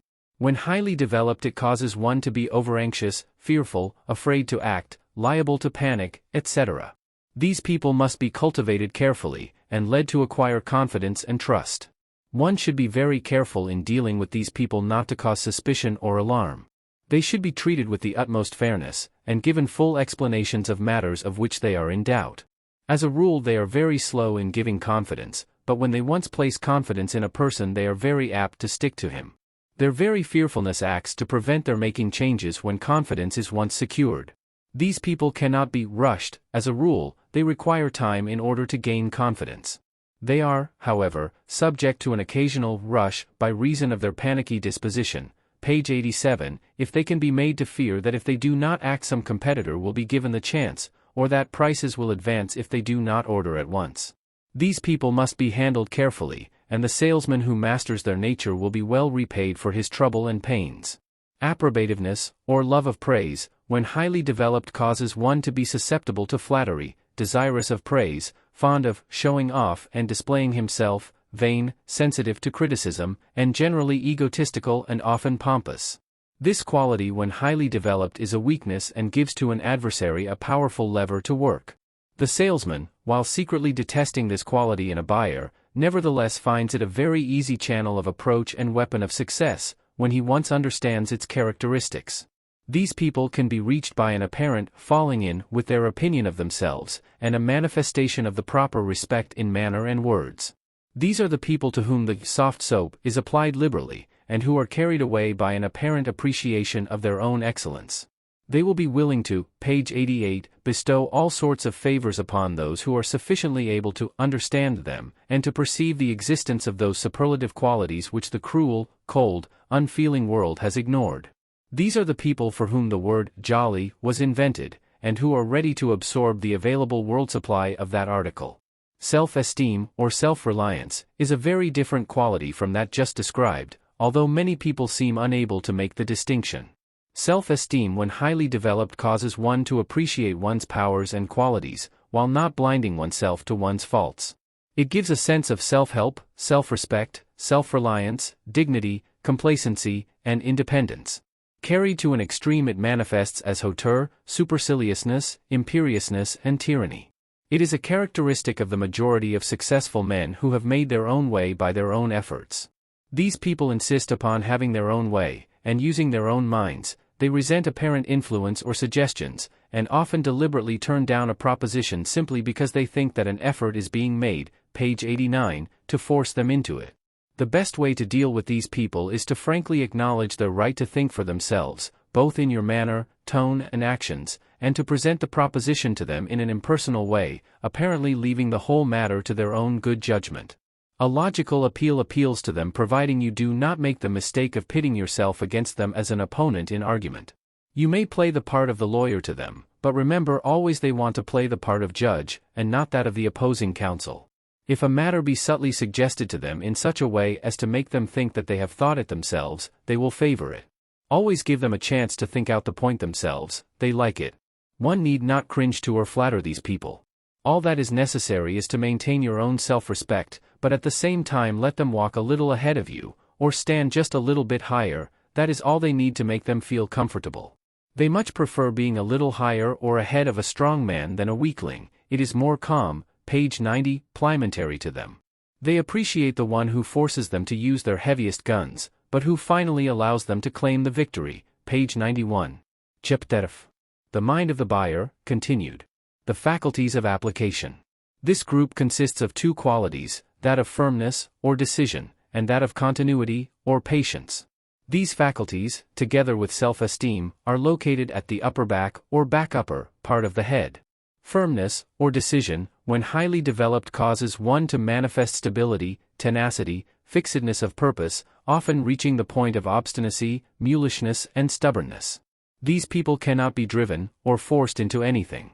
They are mighty set in their ways, and when they once take a position are very apt to stick to it, right or wrong. They are apt to fight to the last ditch for what they consider principle, and will hold on to the end in what they believe to be right. To attempt to drive them by force is to dash one's head against a stone wall. The only way to handle, page 92, these people is to endeavor to get them interested in your side of the case before they have set their minds and made up their opinion. If they have already been prejudiced against your case, the only way is to give up the fight from the front, and endeavor to present the matter from a different viewpoint, or angle, so that new points will be presented which take the matter out of the old category. These people will never give in unless they can say, "Oh, that of course alters the matter entirely," or "Oh, well, that places it in a new light," or "That is an entirely different proposition," etc. Leave them victors of the positions upon which they are set, and endeavor to enlist their interest upon some new aspects, points, or principles. You have at least an even chance of winning on the new point, whereas you have none whatever on the old one. If, however, you can fit your case to some of their established prejudices, for or against, you have won your battle, for their quality of stability will then be employed in your favor instead of against it. You will have to fit your case to their molds, cut your garment according to their pattern. A stubborn, page 93, and balky horse or mule can often be started in motion by turning its attention to a new thing, such as putting a piece of twisted paper in its ear, adjusting its harness in a new way, etc. The same principle will work on stubborn men, set in their ways. Get their mind off the point in question, and they will be rational. Let them have their own way about their own points, and then plan a flank or rear attack on them. You cannot batter down their stone wall, you must either soar over it, tunnel under it, or else go around it. Continuity, or patience, when highly developed, causes one to stick to a thing once undertaken, to manifest patience and perseverance, and to give up the mind to one thing to the exclusion of others. It is difficult to interest these people in new things, they instinctively distrust the new idea or thing, and cling to the old. These people are very conservative and dislike change. They can be dealt with best by avoiding shocking them with entirely new things, and by carefully attaching the newer idea or thing to the old so that it seems a part of the latter. New things under old names do not disturb these people, page 94, as much as old things under new names. It is the form and name, rather than the substance with them. Old wine in new bottles they abhor, but new wine in old bottles they will stand. Arguments based on old established things, or good old-time things, appeal to them. Things must be respectable, well established, standing the test of years, no newfangled notion, etc., to appeal to them. Beware of trying new and startling changes on them, they will be prejudiced against you at once. Fall in with their ideals, and they will be excellent friends and steady customers. The words conservative and established sound well to their ears. On the contrary, people in whom this faculty is deficient will incline toward new things because they are new. This faculty, either in excess or when deficient, strongly affects the judgment, and must be taken into consideration by the salesman. The religio-moral faculties. This group of faculties includes conscientiousness, or moral principle, hope, or optimism, spirituality, or otherworldliness, veneration, or reverence, and benevolence, or humankind, page 95 Chnes. The organs manifesting these qualities are located in the front top of the head. Conscientiousness, or moral principle, when highly developed, gives one a high sense of right, justice, truth, virtue, and duty. In dealing with these people, be particularly careful to make no misstatements, misrepresentations, and exaggerations, but to adhere closely to the facts of the case. Avoid also any appearance of trickiness or sharp practice, stories of shrewd bargains, etc. These people become staunch, firm friends if dealt with as they deserve, but become prejudiced against people and houses whom they suspect of unfair dealings, or in whom they lose confidence. Their keynote is "right's right," and you should adhere to it in all dealings with them. They are the salt of the earth, and it is a pity that there are not more of them. It is true that sometimes this faculty seems to become perverted into Phariseeism and hypocrisy, but, then, every good thing has its counterfeit, and the thing to do is to distinguish between the true and the false, here as elsewhere. Hope, or optimism, when highly developed, page 96, causes one to look on the bright side of things, expect favorable outcomes, look confidently forward, and expect much from the future. Its perversion manifests in visionary dreams and castle building. These people are amenable to appeals to future success, bright prospects, cheerful outlook, and new undertakings which seem promising. They become enthusiastic when propositions are properly presented to them, and prefer to deal with salesmen of similar mental characteristics. These people are natural bulls in business. Beware of posing as a bear when dealing with them. They relish a good cheerful talk more than anything else. They are good people to deal with, particularly if the quality in question is balanced by caution and trained by experience. Spirituality, or otherworldliness, when highly developed, tends to cause one to live on mental heights above the things of ordinary material existence, to trust to the inner light, to incline toward mysticism, and to experience a religious consciousness above the ordinary. When manifested in a lesser degree, it is evidenced by the ordinary religious, page 97 eus feeling. Perverted, it manifests as superstition, credulity, and psychism. The people in whom this faculty is active seem to feel that business is a degrading necessity, and they are never thoroughly at home in it, unless the goods handled happen to be along the lines of their general inclination, as for instance, religious books, etc. Consequently, their business traits and tastes arise from the other faculties, rather than from this particular one. However, they are easily prejudiced against one whom they imagine does not agree with them in their beliefs and convictions, and are apt to be swayed rather more by feeling, emotion and sentiment than by cool judgment and pure reason. They are usually strong in their likes and dislikes, and are susceptible to appeals to their imagination. Veneration, or reverence, when highly developed, causes one to manifest reverence and extreme respect to authority of all kinds. These people are usually good church members and law-abiding citizens. In business, the faculty is apt to cause them to place great stress upon authority and example. If some large merchant has ordered, page 98, certain goods, they will be impressed by his example. They regard testimonials and recommendations highly. In dealing with them, one must avoid speaking lightly of anything or person esteemed by them, for they will be quick to resent it. They are usually decidedly conventional, and aim to meet the full requirements of respectability and social customs. Benevolence, or human kindness, when highly developed, causes one to manifest sympathy, kindness, generosity, and philanthropy. These people are altruistic and always ready to do another a good turn. They are moved by their feelings rather than by their reason and judgment, and will often base their business transactions rather more upon friendliness and personal feeling than upon cold business judgment and policy. They are generous where their sympathies and feelings are interested, and are too often taken advantage of by selfish people who play on their unselfish natures. Too often are they considered easy, and are imposed on accordingly. The personal equation of the salesman plays an important part in dealing with these people, page 99. From these several groups of faculties arise many combinations of character in people.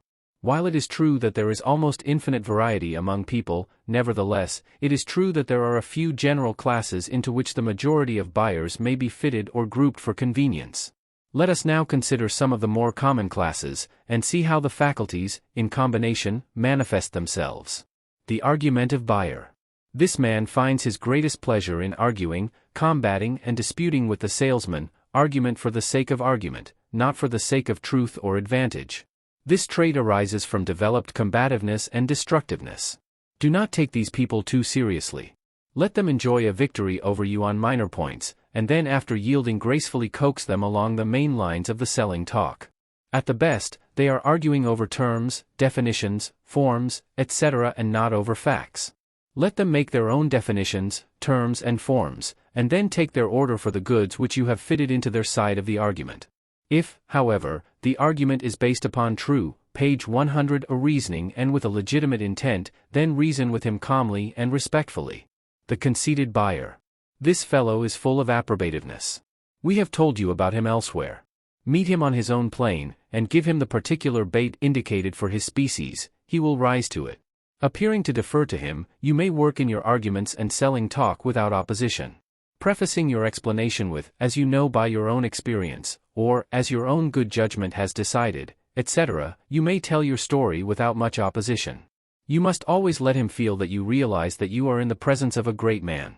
The stonewall buyer. This man has self-esteem and firmness largely developed. We have told you about him under those two headings. You must fly over, tunnel under, or walk around his stone wall of reserve and stubbornness. Let him keep his wall intact. He likes it, and it would be a shame to deprive him of it. A little careful search will generally show that he has left his flanks, or his rear unguarded. He will not let you in the front door, so go around to the kitchen, page 101, door, or the side door of the sitting room, they are not so well guarded. The irritable buyer.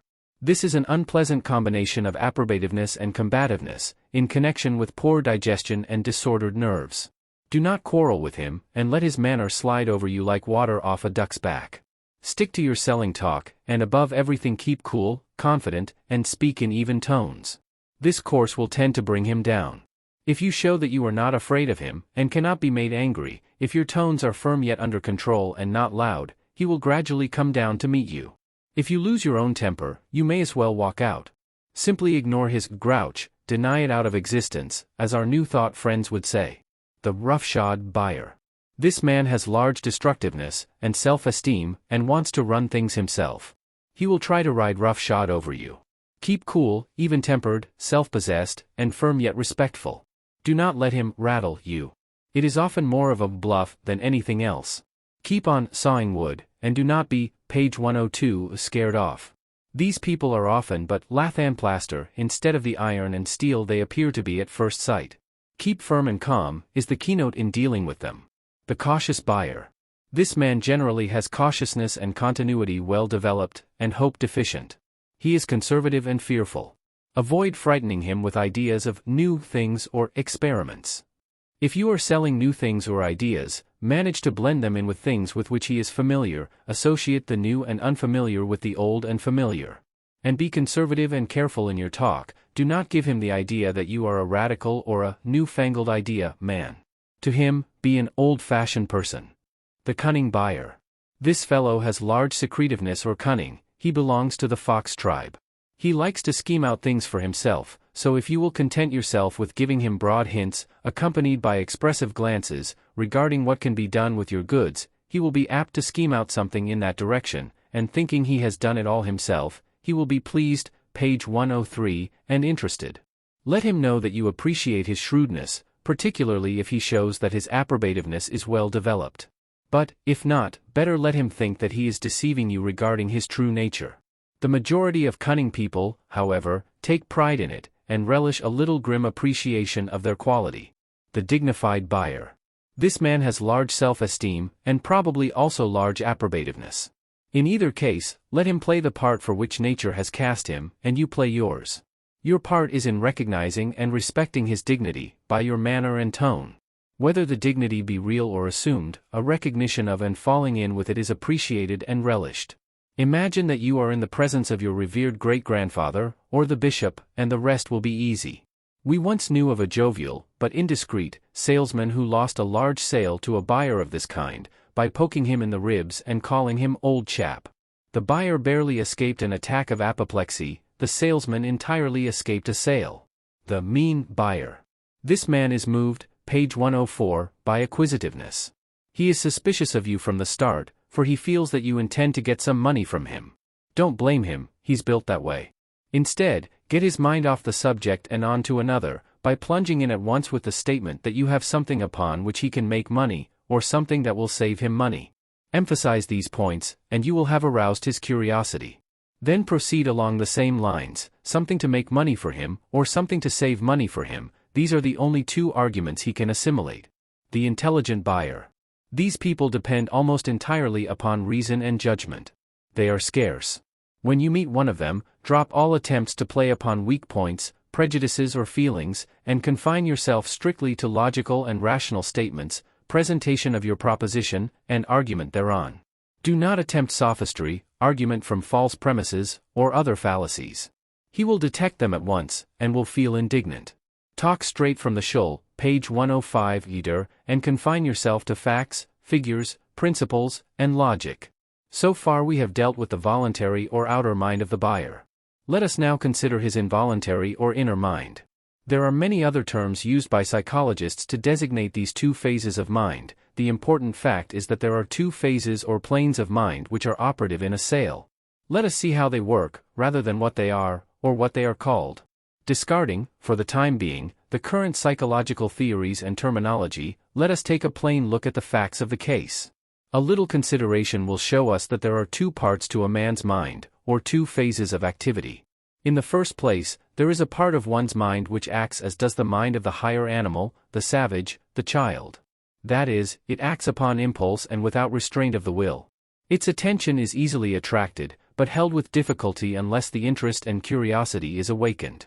It is curious, fond of novelty, inquisitive, impulsive, easily persuaded in certain directions, susceptible to impressions, amenable to suggestion, imita, page 106, tive, subject to panic, apt to follow my leader, emotional, depending upon feeling rather than upon reason, subject to persuasion and coaxing, and acting almost automatically in response to awakened desire. Let us think of this part of the mind as the inheritance of the race from the past, the instinctive mind, the elemental mind of the race before intellect mounted its throne. This part of the mind is possessed by every individual of the race. No matter how highly developed the individual may be, he has this part of the mind. No matter how much he may be in control of it, it is always there as a background and basis of his other kind of mind.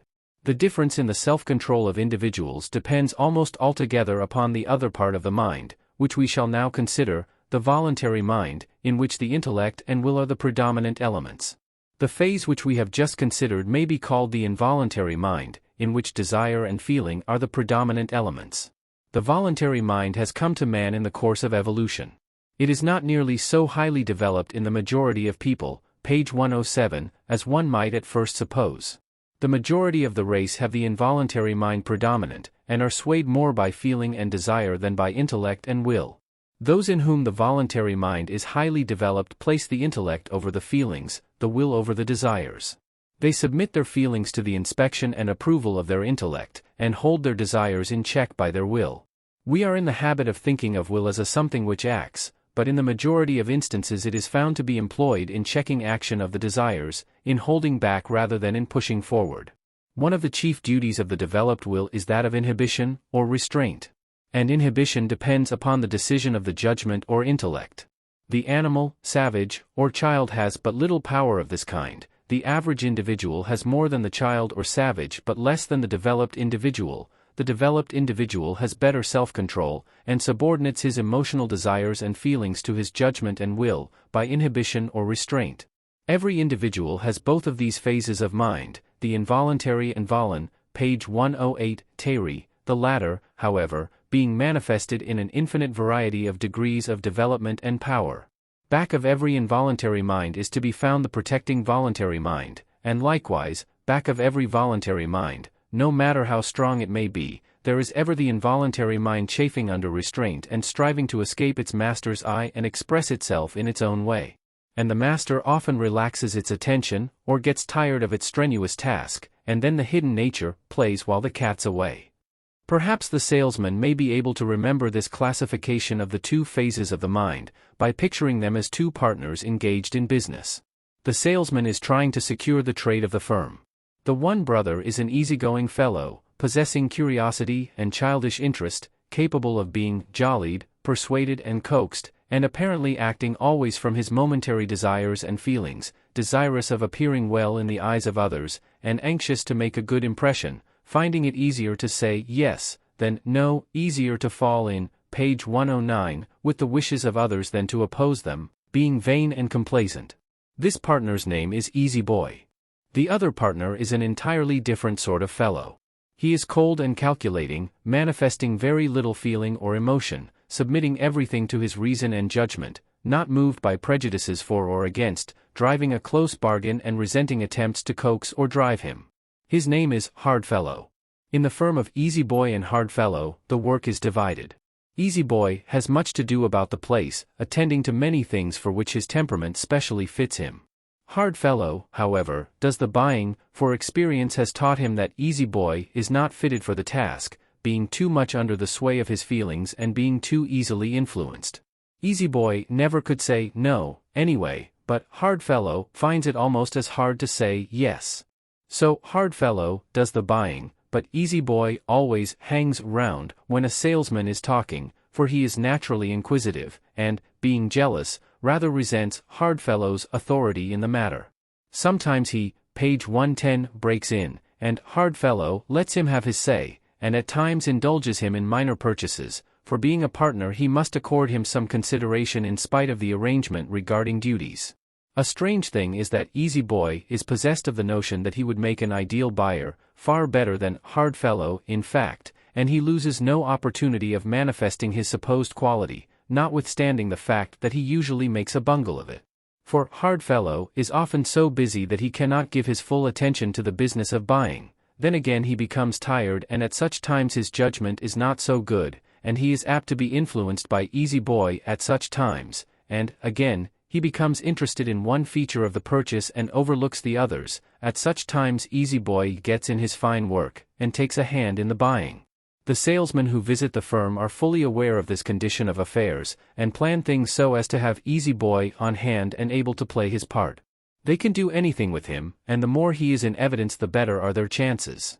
If he had his, page 111, way he would buy corner lots in the moon, or gold bricks minus the plating.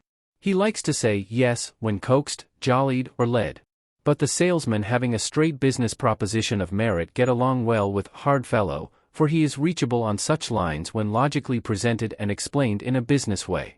Even such salesmen, however, find easy boy a valuable ally, for he often gets them a hearing when hard fellow is busy or otherwise not disposed to listen. And so, they all find it an important question to get easy boy on the scene at hard fellow's elbow. Some claim to have discovered a method whereby they can sidetrack hard fellow and get easy boy to do the buying. And rumor even has it that there have been unscrupulous individuals who have happened around when hard fellow was taking his siesta after a full dinner, and who then played upon easy boy's weakness in a shameful manner. The firm deny these rumors, but there is an old gold brick holding back a door at the back part of the store, and a big bundle of worthless shares in a nicely printed gold mine and a deed for $0.25, page 112, a section of the Blue Sky, in the safe, so there may have been something in the tale, after all. Every mind is an easy boy and hard fellow firm. Both partners are in evidence. In some cases easy boy has far more sway and influence than his more capable partner, in others they have equal authority, in a third, hard fellow asserts his right and ability, and easy boy has to take a back seat under protest. But the same principle is true of them all. And this fact is taken into consideration by men of the world who understand the true state of affairs. If anyone doubts this statement of psychological facts, let him analyze himself, and look back over his own experience. He will find that easy boy has played him many a sad trick in the past, and the hard fellow has been off his job more than once.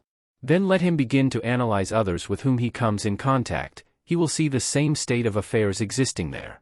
And yet there is no mystery about the matter, it is all in accordance with known psychological laws. Some writers on the subject of salesmanship rather solemnly, page 113, assure us that the easy boy part of the mind is a higher mind, but it is not. It belongs to the instinctive stage of mental development, rather than to the rational. It is an inheritance from the past, that past in which men were moved entirely by feeling and emotion, before reason came to its present stage of development. If it is higher, why is it a fact that the lower races and individuals manifest it to a greater extent than the higher ones? This part of the mind gives vitality and energy to one, but unless it be controlled by intellect and will it is apt to prove a curse, page 114. Chapter 6. The PRE Approach.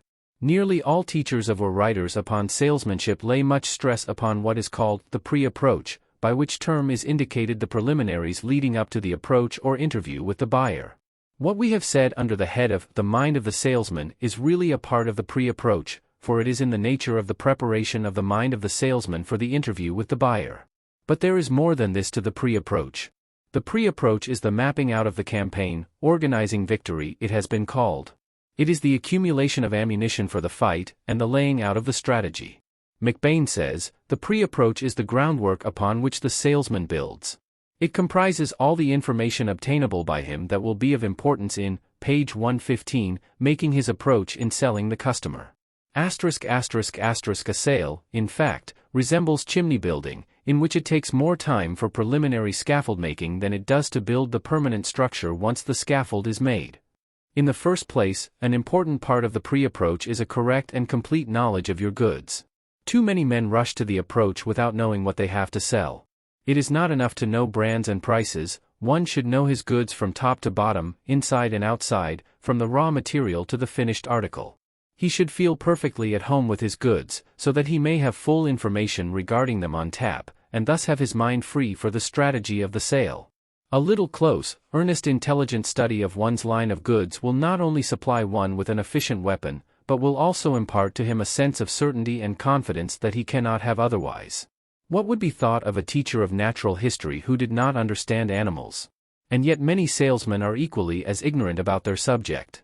The salesman should understand his goods so thoroughly that he could write a treatise on them, or demonstrate them before an audience of experts or of persons entirely in ignorance of them, the latter being probably the hardest task. He should be able to explain their particular virtues and characteristics to a man old in the same line, or to explain them simply and plainly to one who had never seen them or who was ignorant of their uses. We know of one salesman who was asked by his little boy to explain a cash register to him, and who complied with the request. He told us that he learned more about his cash register in the process of that explanation than he had acquired in even the process of the technical demonstration in the salesman's school at the factory. It is not always policy for the salesman to air his knowledge of his goods to his customer. Such a course would generally bore the latter, but he should know all about his goods, nevertheless.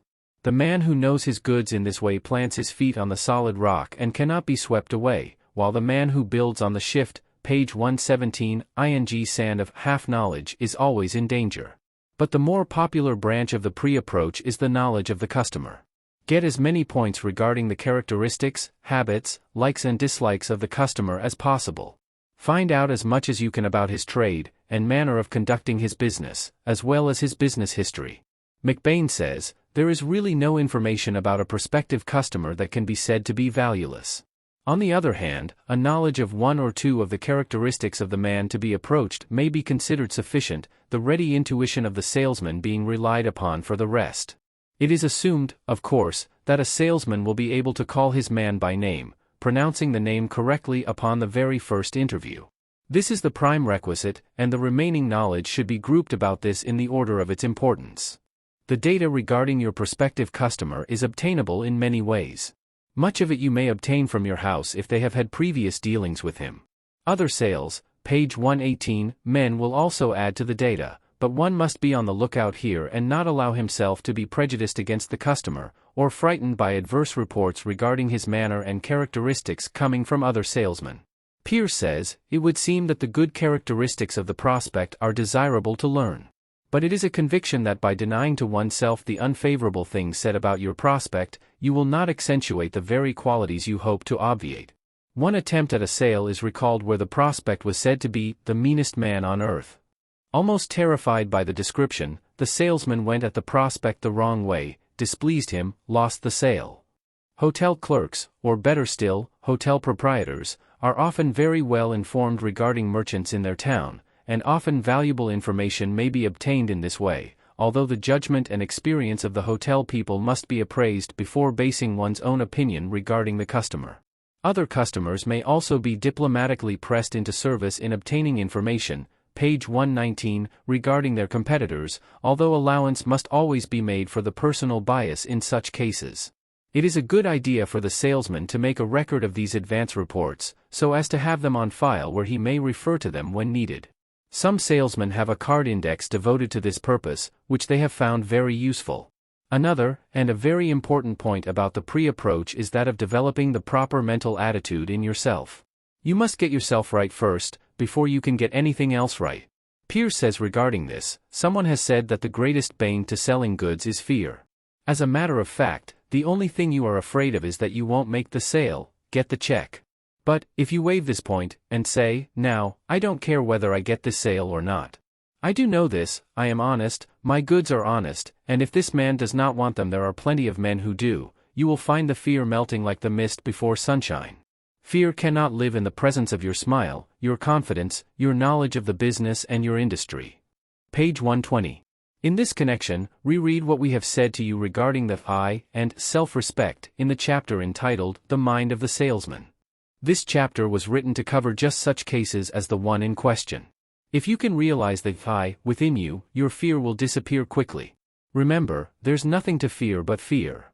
Many successful salesmen state that they overcame their early fear and timidity by filling themselves with auto-suggestions that they were calling on the customer for the purpose of doing him a good turn, that it was a good thing for the customer that the salesman was calling on him, although he did not know it, and that he, the salesman, must let nothing stand in the way of doing that good turn to the customer, etc.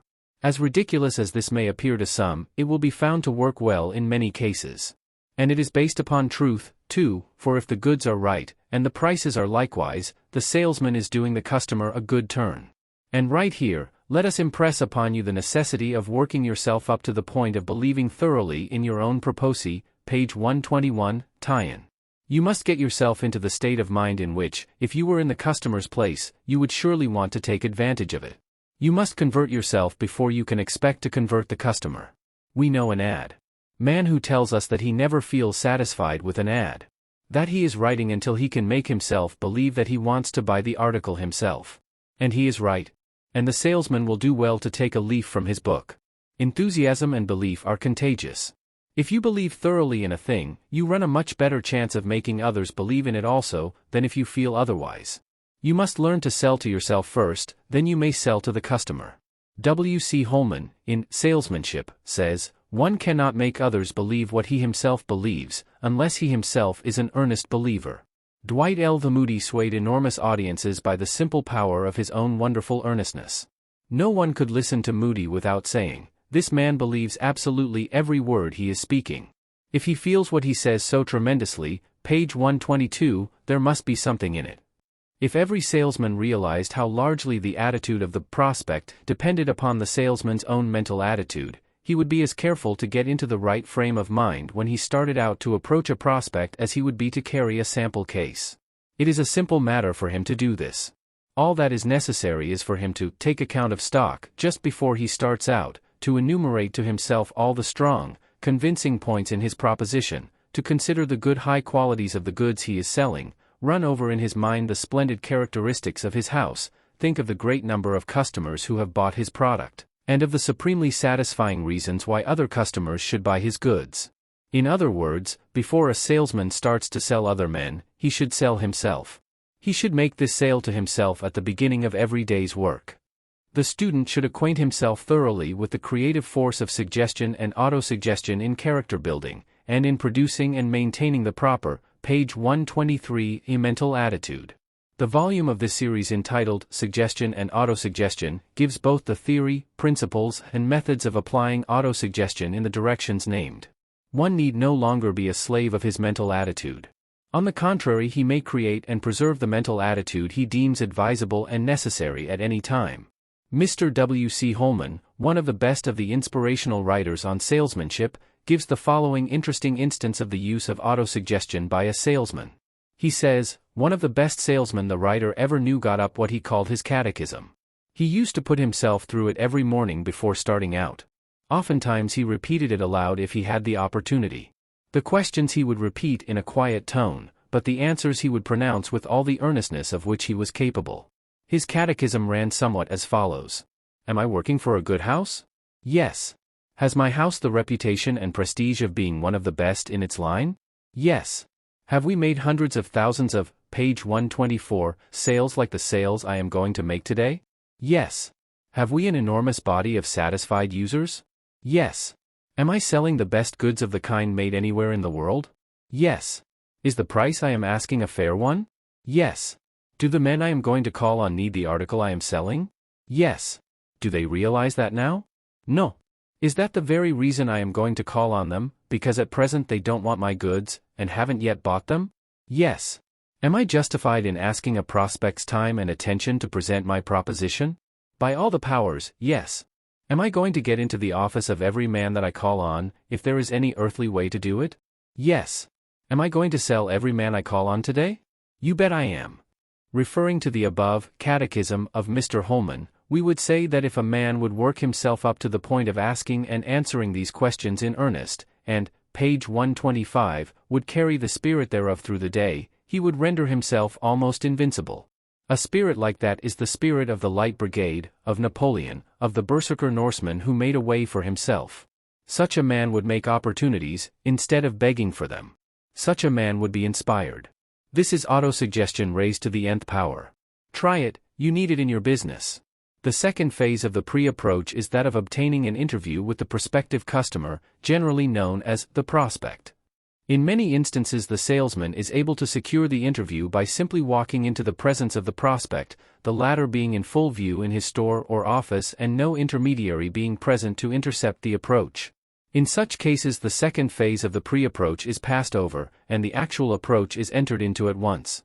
But in other cases, particularly in the large office buildings of the principal cities, the prospect is found to be in his private office, and the salesman's advance is halted by a clerk, or even an office boy, and there are page 126, preliminaries to be gone through with before an interview may be obtained. In many cases, big men, or those who wish to be considered big, surround themselves with so much formality and red tape that it is quite a feat to run the gauntlet of the guardians of the inner temple, and much tact, diplomacy, presence of mind, and often strategy is required of the salesman in order that he may get at his man.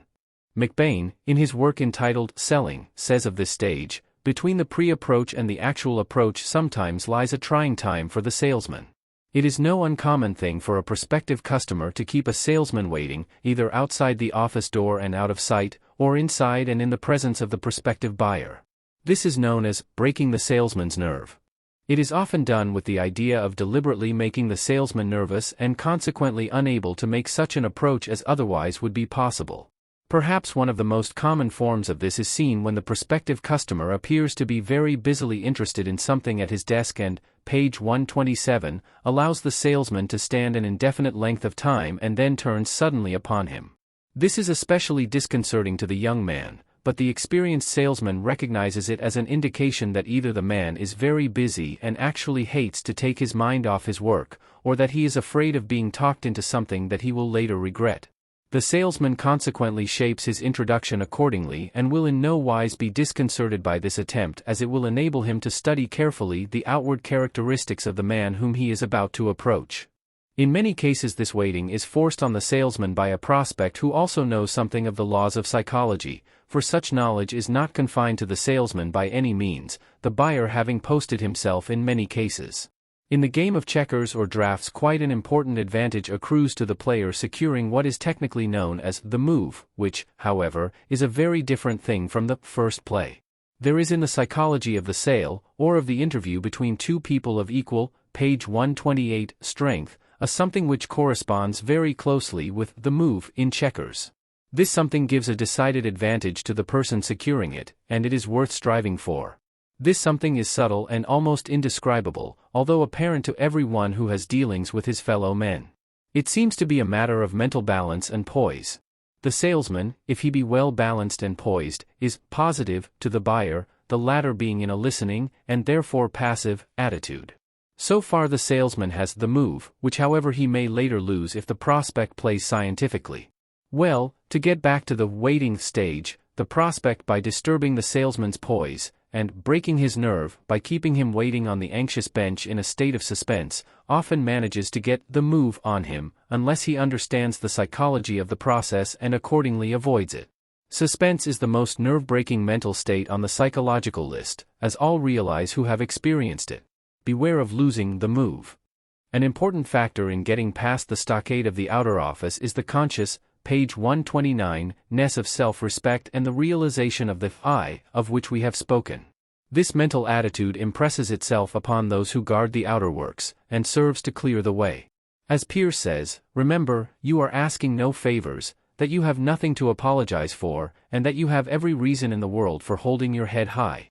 And it is wonderful what this holding up of the head will do in the way of increasing sales. We have seen salesmen get entrance to the offices of Broadway buyers simply through the holding of the head straight up from the shoulders.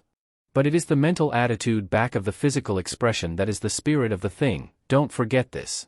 The mental attitude and the physical expression thereof instinctively influence the conduct of other people toward one. We may see the same thing illustrated in the attitude and action of the street boy toward dogs. Let some poor cur trot along with drooping ears, timid expression, meek eyes, and tail between his legs, and the urchin will be apt to kick him or throw a rock at his retreating form. Note the difference when the self-respecting, page 133 dog, with spirit in him, trots past, looking the boy fearlessly in the eye and showing his sense of self-respect and power to back it up in every movement. That dog is treated accordingly. There are certain people whose manner is such that they do not need to ask respect and consideration. It is given them as a matter of right and privilege. People stand aside to give them room, and move up in street cars that they may have a seat. And it does not necessarily follow that the person to whom this respect is shown is a worthy individual or a person of fine qualities. He may be a confidence man or a swindler. But whatever he is, or may be, He has certain outward mannerisms and characteristics which enable him to put up a good front and which carry him through. At the back of it all will be found certain mental states which produce the genuine outward characteristics and manner. In the case of genuine instances of persons possessing authority and high position, the confidence man merely presenting a passable counterfeit, being a good actor. It is often necessary for the salesman to send in a card to the inner office. It is well, page 131, for him to have some cards, well engraved in the most approved manner, bearing simply his name, Mr. John J. Jones, with his business appearing thereon. If he is traveling from a large city, and is selling in smaller towns, he may have New York, Chicago, Philadelphia, Boston, etc., as the case may be in the corner of his card. If the name of his business appears on the card, the prospect often goes over the matter of a possible sale, mentally, without the salesman being present to present his case, and then may decline to grant an interview. The name, without the business, often arouses interest or curiosity and thus, instead of hindering, really aids in securing the interview. Regarding the discussion of the business with anyone other than the prospect himself, the authorities differ.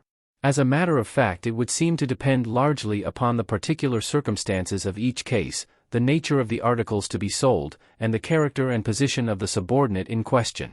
One set of authorities hold that it is very poor policy to tell your business to a subordinate, and that it is far better to tell him, page 132, courteously but firmly that your business is of such a nature that you can discuss it only with the prospect in person. Otherwise, it is held that the subordinate will tell you that the matter in question has already been considered by his principal, and that he is fully informed regarding the proposition, and has given orders that he is not to be disturbed further regarding it. The other set of authorities hold that in many cases the subordinate may be pressed into service, by treating him with great respect, and an apparent belief in his judgment and authority, winning his goodwill and getting him interested in your proposition, and endeavoring to have him speak about it to his superior during the day. It is claimed that a subsequent call, the day following, will often prove successful, as the subordinate will have paved the way for an interview and have actually done some work for you in the way of influence and selling talk. It is held that some salesmen have made permanent friends in camp of these subordinates who have been approached in this way, page 133. It would seem, however, as we have said, to depend much upon the particular circumstances of the case. In some cases the subordinate is merely a hold-off or breakwater, while in others he is a confidential employee whose opinion has weight with the prospect, and whose goodwill and aid are well worth securing. In any event, however, it is well to gain the respect and goodwill of those in the outer court, for they can often do much in the way of helping or injuring your chances. We have known cases in which subordinates queered a salesman who had offended them, and we have known other cases in which the subordinate, being pleased by the salesman, put him next. It is always better to make a friend rather than an enemy, from the office boy upward, on general principles. Many a fine warrior has been tripped up by a small pebble. Strong men have died from the bite of a mosquito. The following advice from J.F. Gillen, the Chicago manager of the Burroughs Adding Machine Company, is very much to the point. Mr. Gillen, in the magazine Salesmanship, says, "A salesman who has not proved his, page 134, mettle, and who, unfortunately, is not sure of himself, is likely to be overcome by a sense of his own insignificance on entering the private domain of the great man, rich man, or influential man, from whom he hopes to get an order." The very hum and rush of business in this boss's office are very awe-inspiring. The fact that there exists an ironclad rule, designed to protect the boss against intrusion, forbidding the admittance of an uninvited salesman, and the fact that the army of employees are bound by this rule to oppose the entrance of any such visitor, combine to make an untried salesman morally certain of his powerlessness, to make him feel that he has no justifiable reason for presenting himself at all. Indeed, he has none, if the awe which he feels for red tape, rules, dignitaries, has made him lose sight of the attractions of his own proposition, has swallowed up his confidence in what he has to offer and his ability to enthuse the prospect in regard to it. If you believe that your proposition will prove interesting to the prospect and that he will profit by doing business with you, you have a right to feel that, page 135, the rule barring salesmen from his presence was not intended to bar you. Convince yourself of this, and the stern negative of the information clerk will not abash you. You will find yourself endowed with a courage and resourcefulness to cope with a slick secretary who gives glibly evasive replies when you try to find out whether Mr. Prospect is now in his office, whether he cannot see you at once, and what reason exists for supposing you could possibly tell your business to any subordinate in place of him. Once you are thus morally sure of your ground, the hardest part of the battle is won. You can see the prospect and get speech with him, no matter what obstacles intervene, if your nerve holds out and you use your brains. Remember this, always. The psychology of salesmanship applies not only to work with the prospect, but also to work with those who bar the way to him. Subordinates have minds, faculties, feelings, and strong and weak points of mentality. They have their psychology just as their employer has his. It will pay you to make a careful study of their, page 136, psychology. It has its rules, laws, and principles. This is a point often overlooked by little salesmen, but fully recognized by the big ones. The shortcut to the mind of many a prospect is directly through the mind of the man in the outer office, page 137. Chapter 7. The Psychology of Purchase. There are several stages or phases manifested by the buyer in the mental process which results in a purchase. While it is difficult to state a hard and fast rule regarding the same, because of the variety of temperament, tendencies, and mental habits possessed in several degrees by different individuals, still there are certain principles of feeling and thought manifested alike by each and every individual buyer, and a certain logical sequence is followed by all men in each and every original purchase. It follows, of course, that these principles, and this sequence, will be found to be operative in each and every original purchase, whether that purchase be the result of an advertisement, display of goods, recommendation, or the efforts of a salesman. The principle is the same in each and every case, and the sequence, page 138, of the mental states is the same in each and every instance. Let us now consider these several mental states in their usual sequence. The several mental states manifested by every buyer in an original purchase are given below in the order of sequence in which they are usually manifested. I. Involuntary attention. 2. First impression. 3. Curiosity. 4. Associated interest. V. Consideration. 6. Imagination. 7. Inclination. 8. Deliberation. 9. Decision. X. Action. We use the term original purchase in this connection in order to distinguish the original purchase from a repeated order or subsequent purchase of the same article, in which latter instance the mental process is far more simple and which consists merely in recognizing the inclination, or habit, and ordering the goods, without repeating the, page 139, original complex mental operation. Let us now proceed to a consideration of the several mental stages of the original purchase, in logical sequence. I. Involuntary attention. This mental state is the elementary phase of attention. Attention is not a faculty of the mind, but is instead the focusing of the consciousness upon one object to the temporary exclusion of all other objects. It is a turning of the mind on an object. The object of attention may be either external, such as a person or thing, or internal, such as a feeling, thought, memory, or idea. Attention may be either voluntary, that is, directed consciously by the will, or involuntary, that is, directed unconsciously and instinctively and apparently independently of the will. Voluntary attention is an acquired and developed power and is the attribute of the thinker, student, and intellectual individual in all walks of life. Involuntary attention, on the contrary, is but little more than a reflex action, or a nervous response to some stimulus. As Halleck says, many persons scarcely get beyond the reflex stage. Any chance stimulus will take their attention, page 140, away from their studies or their business. Sir William Hamilton made a still finer distinction, which is, however, generally overlooked by writers on the subject, but which is scientifically correct and which we shall follow in this book. He holds that there are 3 degrees or kinds of attention: 1. The reflex or involuntary, which is instinctive in nature; 2. That determined by desire or feeling, which partakes of both the involuntary and voluntary nature, and which although partly instinctive may be resisted by the will under the influence of the judgment; and 3. That determined by deliberate volition in response to reason, as in study, scientific games, rational deliberation, etc. The first mental step of the purchase undoubtedly consists of involuntary or reflex attention, such as is aroused by a sudden sound, sight, or other sensation. The degree of this involuntary attention depends upon the intensity, suddenness, novelty, or movement of the object to which it responds.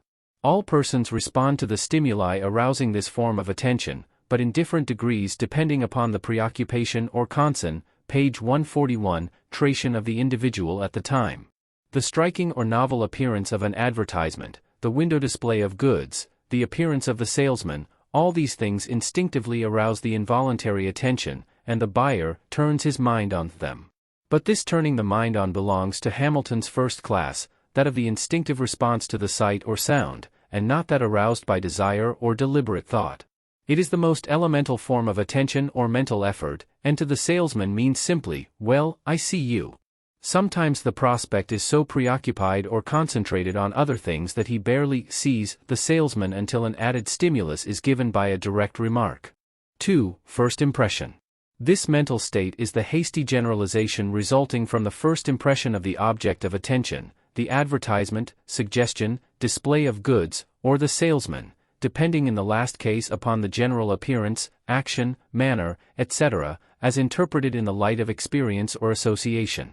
In other words, the prospect forms a hasty general idea of, page 142, the thing or person, either favorable or unfavorable, almost instinctively and unconsciously. The thing or person is associated or classed with others resembling it in the experience and memory of the prospect, and the result is either a good, bad, or indifferent impression resulting from the suggestion of association. For this reason the ad man and the window dresser endeavor to awaken favorable and pleasing associated memories and suggestions, and puts his best foot foremost. The salesman endeavors to do the same, and seeks to put up a good front in his approach, in order to secure this valuable favorable first impression. People are influenced more than they will admit by these first impressions, or suggestions, of appearance, manner, etc., and the man who understands psychology places great importance upon them. A favorable first impression smooths the way for the successful awakening of the later mental states. An unfavorable first impression, while it may be removed and remedied later, nevertheless is a handicap which the salesman should avoid, page 143. Note, the mental process of the purchase now passes from the stage of involuntary attention, to that of attention inspired by desire and feeling which partakes of both the voluntary and involuntary elements. The first two stages of this form of attention are known as curiosity and associated interest, respectively. In some cases curiosity precedes, in others associated interest takes the lead, as we shall see. In other cases the manifestation of the two is almost simultaneous. 3. Curiosity. This mental state is really a form of interest, but is more elemental than associated interest, being merely the interest of novelty. It is the strongest item of interest in the primitive races, in children, and in many adults of elemental development and habits of thought. Curiosity is the form of interest which is almost instinctive, and which impels one to turn the attention to strange and novel things. All animals possess it to a marked degree, as trappers have found out to their profit. Monkeys possess it to an inordinate degree, and the less developed individuals of the human race also manifest it to a high, page 144, degree. It is connected in some way with the primitive conditions of living things, and is probably a heritage from earlier and less secure conditions of living, where inquisitiveness regarding new, novel and strange sights and sounds was a virtue and the only means of acquiring experience and education. At any rate, there is certainly in human nature a decided instinctive tendency to explore the unknown and strange, the attraction of the mysterious, the lure of the secret things, the tantalizing call of the puzzle, the fascination of the riddle. The salesman who can introduce something in his opening talk that will arouse curiosity in the prospect has done much to arouse his attention and interest. The street corner fakir and the barker for the amusement park show understand this principle in human nature and appeal largely to it. They will blindfold a boy or girl, or will make strange motions or sounds, in order to arouse the curiosity of the crowd and to cause them to gather around, all this before the actual appeal to interest is made. In some buyers curiosity precedes associated, page 145, interest, the interest in the unknown and novel precedes the practical interest. In others the associated interest, the practical interest inspired by experience and association, precedes curiosity, the latter manifesting simply as inquisitiveness regarding the details of the object which has aroused associated interest. In other cases, curiosity and associated interest are so blended and shaded into each other that they act almost as one and simultaneously. On the whole, though, curiosity is more elemental and crude than associated interest, and may readily be distinguished in the majority of cases. 4. Associated interest. This mental state is a higher form of interest than curiosity. It is a practical interest in things relating to one's interests in life, his weal or woe, loves or hates, instead of being the mere interest in novelty of curiosity. It is an acquired trait, while curiosity is practically an instinctive trait. Acquired interest develops with character, occupation, and education, while curiosity manifests strongly in the very beginnings of character, and before, page 146, education. Acquired interest is manifested more strongly in the man of affairs, education, and experience, while curiosity has its fullest flower in the monkey, savage, young child, and uncultured adult. Recognizing the relation between the two, it may be said that curiosity is the root, and associated interest the flower. Associated interest depends largely upon the principle of association or apperception, the latter being defined as that mental process by which the perceptions or ideas are brought into relation to our previous ideas and feelings, and thus are given a new clearness, meaning, and application. Apperception is the mental process by which objects and ideas presented to us are perceived and thought of by us in the light of our past experience, temperament, tastes, likes and dislikes, occupation, interest, prejudices, etc., instead of as they actually are. We see everything through the colored glasses of our own personality and character. Halleck says of apperception, a woman may apperceive a passing bird as an ornament to her bonnet, a fruit grower as an insect killer, a poet as, page 147, a songster, an artist, as a fine bit of coloring and form. The housewife may apperceive old rags as something to be thrown away, a ragpicker as something to be gathered up. A carpenter, a botanist, an ornithologist, a hunter, and a geologist walking through a forest would not see the same things. The familiar tale of the textbooks illustrates this principle. It relates that a boy climbed up a tree in a forest and watched the passers-by, and listened to their conversation. The first man said, "What a fine stick of timber that tree would make." The boy answered, "Good morning, Mr. Carpenter." The second man said, "That is fine bark." The boy answered, "Good morning, Mr. Tanner." The third man said, "I'll bet there's squirrels in that tree." The boy answered, "Good morning, Mr. Hunter." Each and every one of the men saw the tree in the light of his personal apperception or associated interest. Psychologists designate by the term the apperceptive mass the accumulated previous experiences, prejudices, temperament, inclination and desires which serve to modify, page 148, the new perception or idea. The apperceptive mass is really the character or human nature of the individual.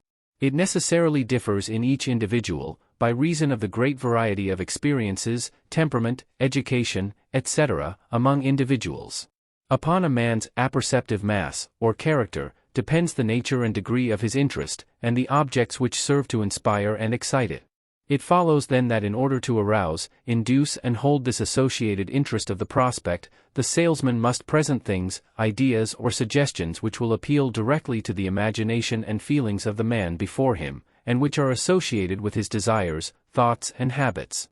If we may be pardoned for the circular definition, we would say that one's associated interest is aroused only by interesting things, and that the interesting things are those things which concern his interests. A man's interests always interest him, and his interests are usually those things which concern his advantage, success, personal well-being, in short his pocketbook, social position, hobbies, page 149, tastes, and satisfaction of his desires. Therefore the salesman who can throw the mental spotlight on these interesting things, may secure and hold one's associated interest. Hence the psychology of the repeated statement, "I can save you money, I can increase your sales, I can reduce your expenses, I have something very choice, or I can give you a special advantage, etc." It may as well be conceded that business interest is selfish interest, and not altruistic. In order to interest a man in a business proposition, he must be shown how it will benefit him in some way. He is not running a philanthropic institution, or a salesman's relief fund, nor is he in business for his health. He is there to make money, and in order to interest him you must show him something to his advantage. And the first appeal of associated interest is to his feeling of self-interest. It must be in the nature of the mention of rats to a terrier, or candy to a child. It must awaken pleasant associations in his mind, and pleasing images in his memory. If this effect is produced, he can be speedily moved to the page 150, acceding phases of imagination and inclination. As Halleck says, all feeling tends to excite desire. A representative image of the thing desired is the necessary antecedent to desire. If the child had never seen or heard of peaches, he would have no desire for them. And, following this same figure, we may say that if the child has a taste for peaches, he will be interested in the idea of peaches. And so when you say, peaches, to him you have his associated interest, which will result in a mental image of the fruit followed by a desire to possess it, and he will listen to your talk regarding the subject of peaches. The following are the general psychological rules regarding associated interests. Associated interest attaches only to interesting things, that is to things associated with one's general desires and ideas. 2. Associated interest will decline in force and effect unless some new attributes or features are presented. It requires variety in presentation of its object. McBain says, one of the old-time sales, page 151, men who used to sell the trade in the Middle West, beginning some 30 years ago, and following that vocation for several decades, used as his motto, "I am here to do you good." He did not make his statement general, either, in telling his customers how he could do it. He got right down to the vital affairs which touched his customers. He demonstrated it to them, and this personal demonstration is the kind that makes the sales. Remember, always, that the phase of associated interest in a purchase is not the same as the phase of demonstration and proof. It is the warming-up process, preceding the actual selling talk. It is the stage of thawing out the prospect and melting the icy covering of prejudice, caution and reluctance which encases him. Warm up your prospect by general statements of associated interest, and blow the coals by positive, brief, pointed confident statements of the good things you have in store for him. And, finally, remember that the sole purpose of your efforts at this state is to arouse in him the mental state of interested, page 152, expectant attention. Keep blowing away at this spark until you obtain the blaze of imagination and the heat of desire. The consideration. This mental state is defined as an examination, inquiry, or investigation into anything. It is the stage following curiosity and associated interest, and tends toward an inquiry into the thing which has excited these feelings. Consideration, of course, must be preceded and accompanied by interest. It calls for the phase of attention excited by feeling, but a degree of voluntary attention is also manifested therewith. It is the, "I think I will look into this matter," stage of the mental process of purchase. It is usually evidenced by a disposition to ask questions regarding the proposition, and to see what there is to it, anyway. In salesmanship, this stage of consideration marks the passing from the stage of approach on the salesman's part, to that of the demonstration. It marks the passage from passive interest to active interest, from the stage of being merely interested in a thing, to that of interested investigation. Here is where the real selling, page 153, work of the salesman begins. Here is where he begins to describe his proposition in detail, laying stress upon its desirable points. In the case of an advertisement, or a window display, the mental operation goes on in the buyer's mind in the same way, but without the assistance of the salesman. The selling talk of the advertisement must be stated or suggested by its text. If the consideration is favorable and reveals sufficiently strong attractive qualities in the proposition or article, the mind of the buyer passes on to the next stage of the process, which is known as sex imagination. This mental state is defined as the exercise of that power or faculty of the mind by which it conceives and forms ideal pictures of things communicated to it by the organs of sense. In the mental process of a purchase, the faculty of imagination takes up the idea of the object in which the associated interest has been aroused, and which has been made the subject of consideration, and endeavors to picture the object in use and being employed in different ways, or as in possession of the buyer. One must use his imagination in order to realize, page 154, what good a thing will be to him, how he may use it, how it will look, how it will sell, how it will serve its purpose, how it will work out or make good when purchased. A woman gazing at a hat will use her imagination to picture how she will look in it. The man looking at the book will use his imagination in picturing its uses and the pleasure to be derived therefrom. The businessman will use his imagination to picture the probable sale of the goods, their display, their adaptability to his trade, etc. Another will picture himself enjoying the gains from his purchase. Imagination plays an important part in the psychology of the sale.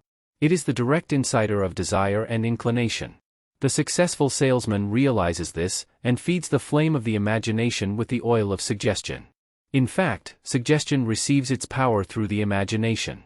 The imagination is the channel through which suggestion reaches the mind. Salesmen and ad writers strive to arouse the imagination of their prospective customers by clever word painting. The imagination is the direct wire to desire. From imagination it is a, page 155, short step to the next mental stage which is called 7. Inclination. This mental state is defined as a leaning or bent of the mind or will, desire, propensity. It is the want to feeling. It is the mental state of which desire is an advanced stage. Inclination has many degrees. From a faint inclination or bent in a certain direction, it rises in the scale until it becomes an imperious demand, brooking no obstacle or hindrance. Many terms are employed to designate the various stages of inclination, as for instance, desire, wish, want, need, inclination, leaning, bent, predilection, propensity, penchant, liking, love, fondness, relish, longing, hankering, aspiration, ambition, appetite, hunger, passion, craving, lust, etc. Desire is a strange mental quality, and one very difficult to define strictly. It is linked with feeling on one side, and with will on the other. Feeling rises to desire, and desire rises to the phase of will and endeavors to express itself in action. Halleck says of desire, it has for its object something which will bring pleasure or get rid of pain, page 156, diate or remote, for the individual or for someone in whom he is interested. Aversion, or a striving to get away from something, is merely the negative aspect of desire. Inclination in its various stages is aroused through the appeals to the feelings through the imagination. The feelings related to the several faculties are excited into action by a direct appeal to them through the imagination, and inclination or desired results. Appeal to acquisitiveness will result in a feeling which will rise to inclination and desire for gain. Appeal to approbativeness will act likewise in its own field. And so on through the list, each well-developed faculty being excited to feeling by the appropriate appeal through the imagination, and thus giving rise to inclination which in turn strives to express itself in action through the will. In short, every man is a bundle of general desires, the nature and extent of which are indicated by his several faculties, and which result from heredity, environment, training, experience, etc. These desires may be excited toward a definite object by the proper emotional appeal through the imagination, and, page 157, by suggestion. Desire must be created or aroused before action can be had, or the will manifest in action. For, at the last, we do things only because we want to, directly or indirectly. Therefore, the important aim of the salesman is to make his prospect want to. And in order to make him want to, he must make him see that his proposition is calculated to bring pleasure, or get rid of pain, immediate or remote, for the individual or for someone else in whom he is interested. In business, the words profit and loss may be substituted for pleasure and pain, although really, they are but forms of the latter. But even when the prospect is brought to the stage of strong inclination or desire, he does not always move to gratify the same. Why is this? What other mental process interferes? Let us see as we pass on to the next stage of the purchase, known as 8. Deliberation. This mental state is defined as the act of deliberating and weighing facts and arguments in the mind, calmly and carefully. Here is manifested the action of thought and reason, the mental process of weighing and balancing facts, feel, page 158, ings, and inclinations. For it is not only facts and proofs which are weighed in the mental balance, but also feelings, desires, and fears. Pure logical reasoning inclines to strict logical processes based upon irrefragable facts, it is true, but there is but little pure logical reasoning. The majority of people are governed more by their feelings and inclinations, their loves and their fears, than by logic. It has been said, people seek not reasons, but excuses for following their feelings. The real deliberation, in the majority of cases, is the weighing of probable advantages and disadvantages, of various likes and dislikes, of hopes and fears. It is said that our minds are controlled by motives, and the strongest motive wins. We often find that when we think we desire a thing ardently, we then find that we also like something else better, or perhaps fear something else more than we desire the first thing. In such case, the strongest or most pressing feeling wins the day. The faculties here exert their different influences. Caution opposes acquisitiveness. Acquisitiveness opposes conscientiousness. Fear opposes firmness, page 159, and so on. The deliberation is not only the weighing of facts, but also the weighing of feelings. The process of deliberation, the weighing of desires, the play and counterplay of motives, is well illustrated by a scene in a classical French comedy. Yeppy, one of the characters, has been given money by his wife to buy her a cake of soap. He prefers to buy a drink with the coin, for his inclinations tend in that direction. But he knows that his wife will beat him if he so squanders the money. He deliberates over the pleasure to be derived from the drink, and the pain which would arise from the beating. My stomach says drink, my back says soap, says Yeppy. He deliberates further. Then, my stomach says yes. My back says no, cries the poor wight. The conflict between back and stomach rages still more fiercely. Then comes the deciding point, is not my stomach more to me than my back? Sure, it is. I say yes, cries Yeppy. And away to the tavern he marches.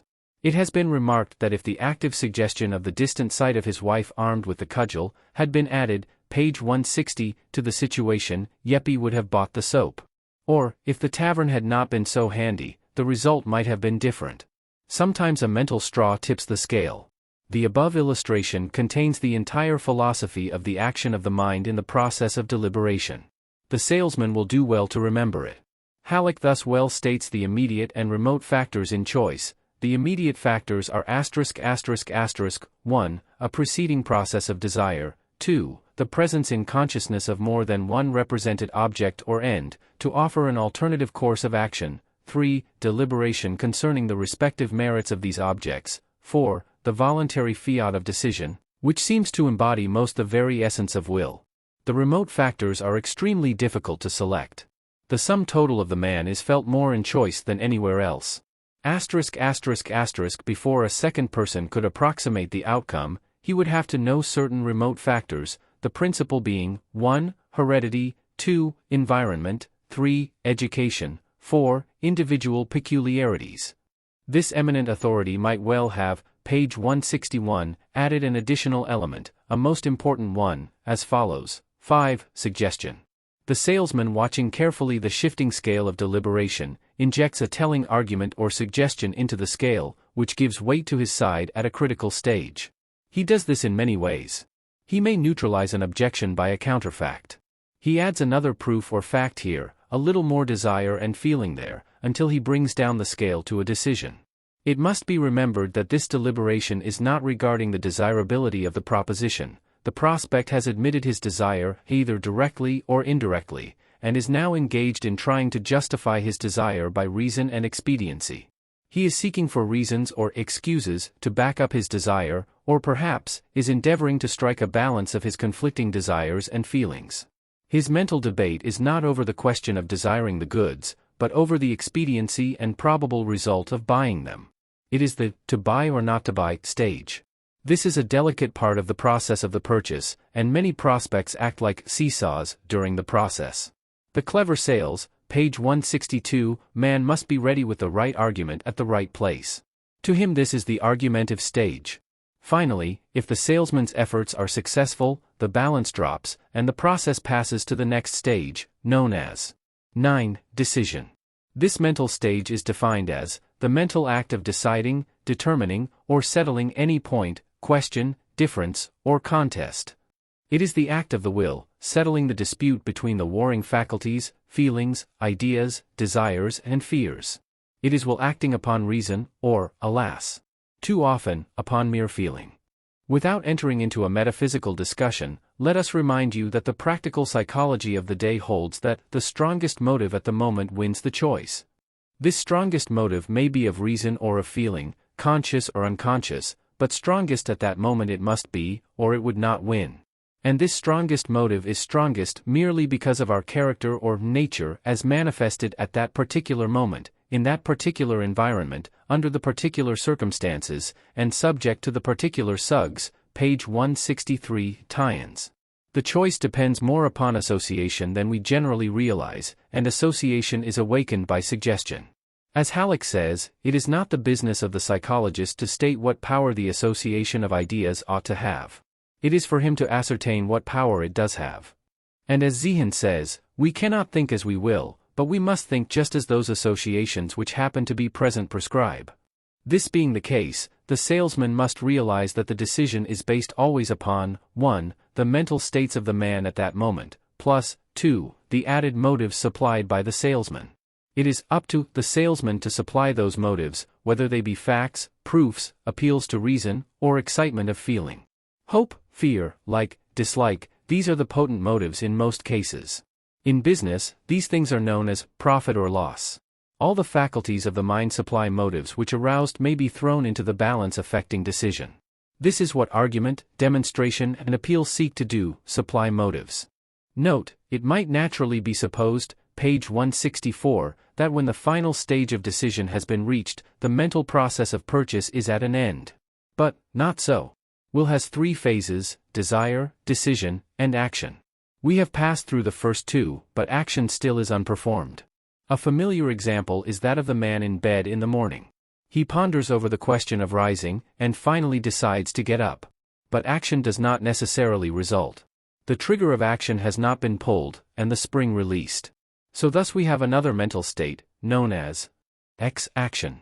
This mental state is defined as volition carried into effect. Mill says, now what is an action? Not one, but a series of two things, the state of mind called a volition, followed by an effect. The volition or intention to produce the effect is one thing, the effect produced in consequence of the intention is another thing, the two together constitute the action. Halleck says, for a completed act of will, there must be action along the line of the decision.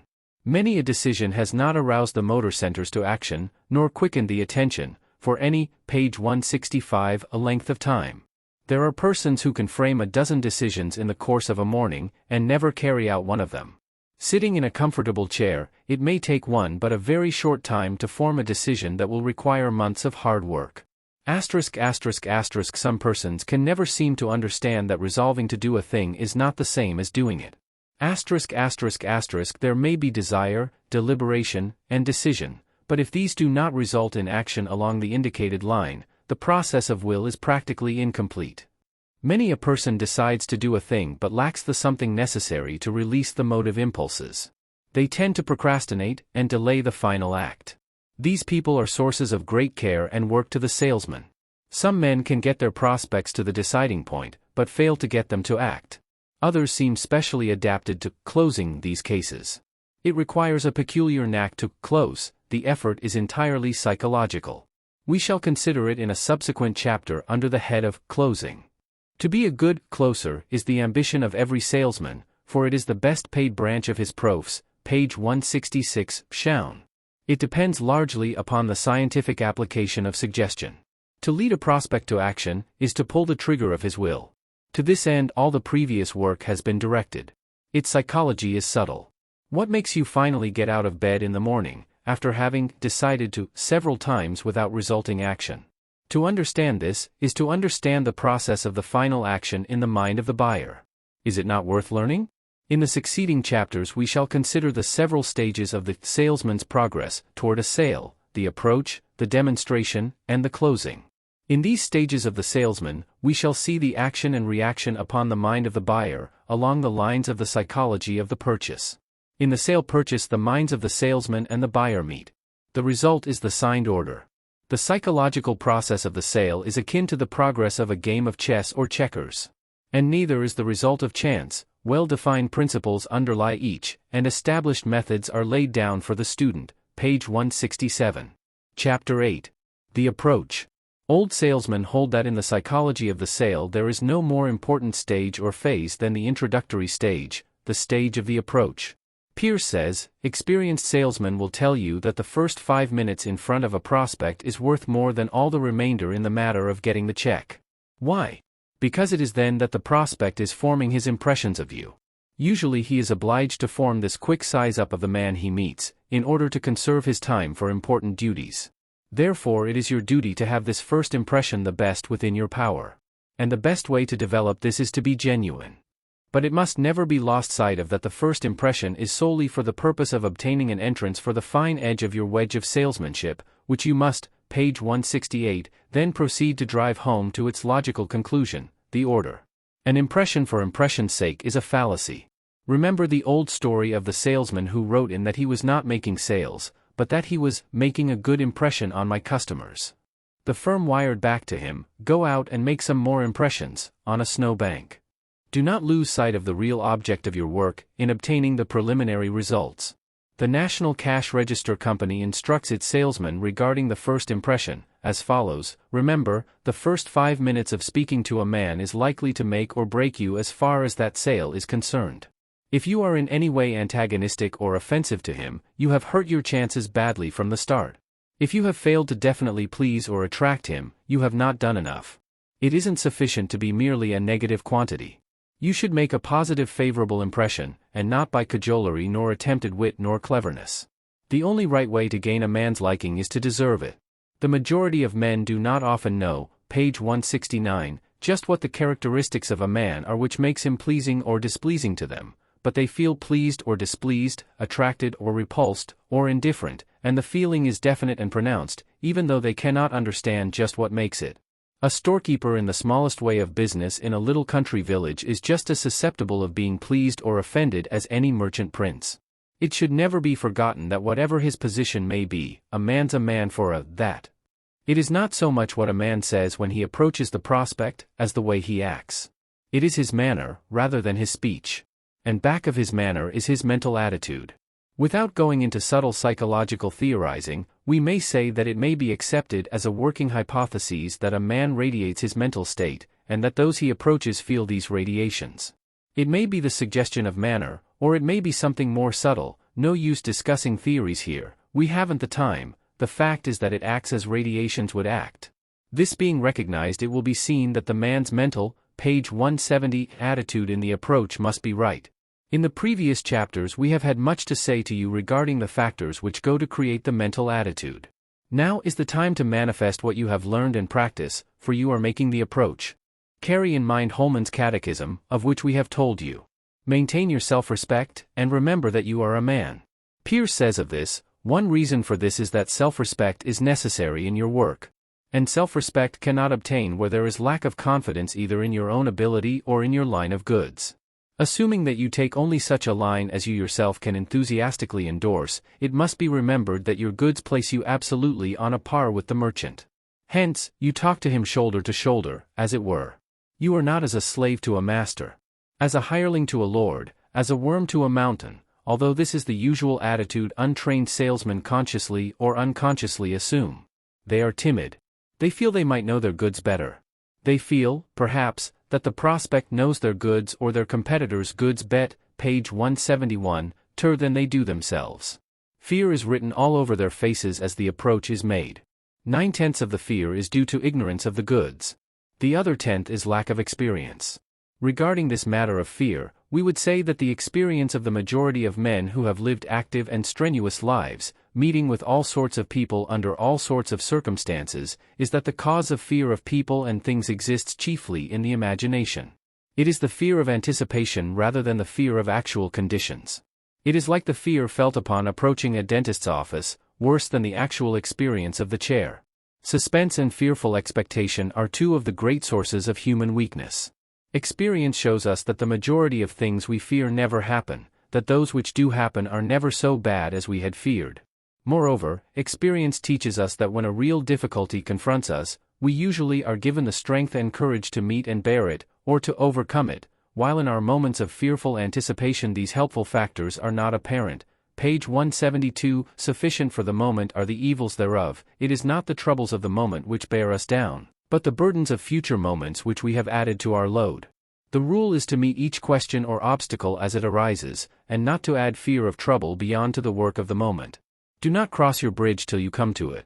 The majority of feared things melt away when you come up to them, they partake of the nature of the mirage. It is the ghosts of things which never materialize which cause us the greatest fear. Banish fear thought from your mental attitude when you make the approach. But, a word of warning here, do not become fresh or impudent because you feel self-reliant and fearless. While realizing that you are a man, do not forget that the prospect is also one. Impudence is a mark of weakness rather than of strength. Strong men are above this petty thing. Be polite and courteous. The true gentleman is both self-respecting and polite. And, after all is said and done, the best approach that a salesman can make is that of a gentleman. This will win in the long run, and the consciousness, page 173, of having so acted will tend to strengthen the salesman and preserve his self-respect. Remember not only to manifest the self-respect of a gentleman, but also to observe the obligations of politeness and courtesy which are incumbent upon a gentleman. Noblesse oblige, nobility imposes obligations. If you want a maxim of action and manner, take this one: act as a gentleman should. If you want a touchstone upon which to test manner and action, take this: is this the act of a gentleman? If you will follow this advice, you will acquire a manner which will be far superior to one based upon artificial rules or principles, a natural manner, because the manner of a gentleman is the expression of true and pure courtesy, and will be respected as such by all, whether they, themselves, observe it or not. We have seen many instances in which the maintenance of the true gentlemanly spirit under strong provocation has completely disarmed boorishness, and won friendship and regard from those apparently opposing it at the time. The first psychological element of a sale is that of the first impression upon the buyer, page 174, and the impression must be of a favorable kind. There must be nothing to create a bad impression, for this will distract the attention from the purpose of the approach to the particular object, awakening the unpleasant impression. The first point preliminary to gaining attention is to know the name of the man you are approaching, and if possible just where he is. Nothing is more demoralizing to the salesman, and more likely to break up the psychological influence of the approach, than a lack of knowledge of the name and identity of the man you wish to see. The miscarriage of an approach occasioned by mistaking the person should be avoided. If you do not know your man, or where he is in the office, it will be well to inquire of the others present, politely of course, where Mr. X's desk is. If you happen to ask this question of Mr. X himself, you can easily adjust yourself to the occasion. The fiasco of approaching Mr. A and greeting him as Mr. X is apt to be confusing and weakening, and tends to bring the element of ridicule into the interview, unless the salesman has the tact and wit to pass it off. If possible, page 175, avoid asking for the proprietor, or inquiring of a man, "Are you the proprietor?" If you do not know the proprietor's name, ask it of someone. The National Cash Register people say to their salesmen, it is manifestly improper to describe a definite form of words and require salesmen to use them in all cases when they approach businessmen at the first interview. What would be proper to say to one man under given circumstances might be unsuitable to say to another under different circumstances. Much must be left to the discretion of the salesman. At the same time, there are certain leading statements to be made, and certain ways of making them which experience has shown to be well adapted to the end in view. It is not necessary that this introductory talk should be long. Often a short talk is more convincing. We do not advise salesmen to introduce themselves by sending in a card, but prefer that they should depend wholly on what they are able to say to secure a hearing. We strongly disapprove of obscure introductions and all tricks, and believe that a man, page 176, who has something worth saying, and is not ashamed of his business, can make known his errand in a bold, straightforward manner. A salesman should adapt himself to his man, but at the same time he should have a fixed idea of what he has to say. He should be dignified and earnest. As soon as you do succeed in reaching the proprietor, and have said to him, "Good morning. Is this Mr. Johnson?" then say directly and plainly, "I represent the National Cash Register Company." This immediately puts you on a square footing, and if he has anything to say against your business it will draw his fire immediately. If he has nothing to say, proceed to business at once, but don't under any circumstances say, "I called to sell you a register," or "I called to tell you about our registers," but put it rather in this way: "I want to interest you in our methods for taking care of transactions with customers in your store." The difference between the two ways of saying it is that one begins with your end of the business, the thing that interests you, while the other begins at his end of it, the thing presumably interesting to him. Page 177. We specially direct the student's attention to the above paragraph. It contains in a nutshell the whole philosophy of the introductory talk of the approach. It is the essence of the experience and knowledge of the thousands of salesmen of the great selling organization of the large concern named, and is right to the point, and what is still more important, it is scientifically correct, and based upon true psychological principles. The salesman in making the approach should not act as if he were in a hurry, nor should he dawdle. He should go about it in a businesslike manner, showing his realization of the value of time, and yet acting as if he had the time necessary for the transaction of that particular piece of business, just as he would if the buyer had called on him instead of vice versa. Don't swagger or strut, or act as if you were the proprietor. Act the part of the real businessman who is at ease and yet is attending to business. Do not try to rush the customer in the approach. you are calling on him and must appear to defer to him in the matter of opening the conversation, in a respectful and yet self-respecting manner. Page 178. The better poised and balanced you are in manner, the more he will respect you, no matter how he may act. It is much easier for a buyer to turn down an ill-bred boorish caller than one who shows the signs of being a gentleman. In fact, the boorish caller invites the turn down, he suggests it by his manner, while the gentleman suggests respectful treatment. The line of least resistance in suggestion is the one most natural for people to follow. Some salesmen try to grasp the hand of the customer at the beginning. This is all right if the customer be a jovial, hail fellow, well-met kind of a man, but if he be reserved and dignified, he will be apt to resent your pushing this attention upon him. The thing to do is to make him feel like shaking hands. This is an important point, which counts if gained. You can generally tell from his manner and expression whether to extend your hand. You must trust to your intuitions in sizing up your man. What has been said regarding the mind of the buyer will help you, and what data you have collected will also be of use, but at the last you must depend upon your own page 179, tuition to a considerable extent. Experience develops this intuitive faculty. Some salesmen thrust their cards into the hands of a prospect when they introduce themselves. This is poor psychology, for it serves to attract the prospect's attention to the card and away from the salesman. Introduce yourself verbally, simply and distinctly, and then get down to business. If you see a man is busy with someone else, or with something in particular, wait for him. Don't break into his occupation until he looks up and gives you the psychological signal to proceed. Never interrupt another salesman who may be talking to the prospect. This is not only a point in fair play and business courtesy, but is very good business policy in addition. When you begin your introductory talk, get right to the point, and don't beat around the bush as so many do. Get down to business, get over the agony of suspense, take the plunge. Remember always, that to the prospect your little story is not as stale or stereotyped as it may be to you, so put earnestness into it, and tell it just as if you were relating it for the first time to, page 180, someone who had requested it from you.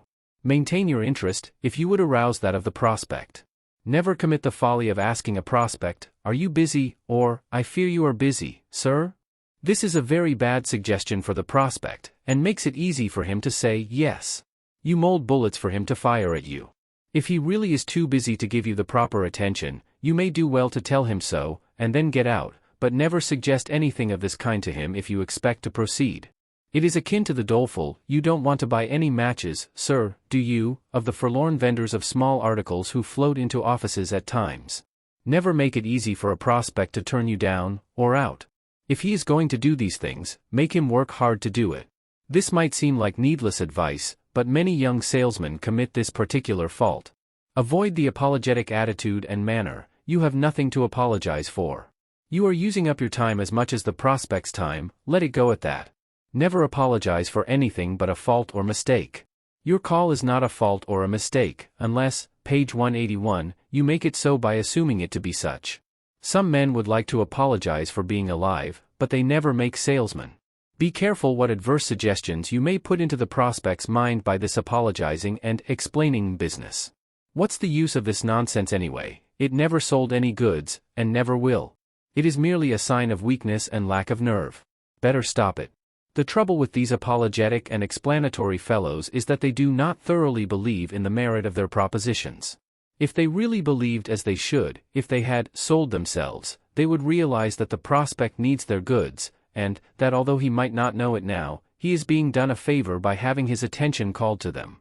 A salesman has no need to apologize to a customer, unless he has need to apologize to himself, and if he is not right on the latter score, he had better change his line and get something to sell that he is not ashamed of, or get out of the business altogether. No man ever feels ashamed of anything in which he thoroughly believes and appreciates. Page 182. The following advice from the National Cash Register people is like everything else they say, very good. Do not attempt to talk to a man who is not listening, who is writing a letter or occupying himself in any other way while you are talking. That's useless, and is a loss of self-respect and of his respect. If he cannot give you his attention, say to him, "I see that you are busy. If you can give me your attention for a few minutes I shall be pleased, but I don't want to interrupt you, if you cannot spare the time, and I will call again." Try to understand and feel thoroughly the distinction between confidence and familiarity. Never fail in respect either to yourself or to the man with whom you are talking. Never be familiar with him. Never put your hand on his shoulder or on his arm, nor take hold of his coat. Such things are repugnant to a gentleman, and you should assume that he is one. Never pound the desk or shake your finger at a prospect. Don't shout at him as if sound would take the place of sense. Don't advance at him and talk so excitedly under his nose that he will back away from you for fear of being, page 183, run over, as if you were a trolley car. I have seen a sales agent back a prospect halfway across a room in this way. Don't compel a man to listen to you by loud or fast talking. Don't make him feel that he can't get a word in edgewise and has to listen until you are out of breath. This is not the sort of compulsion to make customers. But make him believe that you have something to say and will say it quickly. Put yourself in his place from the very start. Make him feel, not that you are trying to force your business upon him, but that you want to discuss how his business may be benefited by you.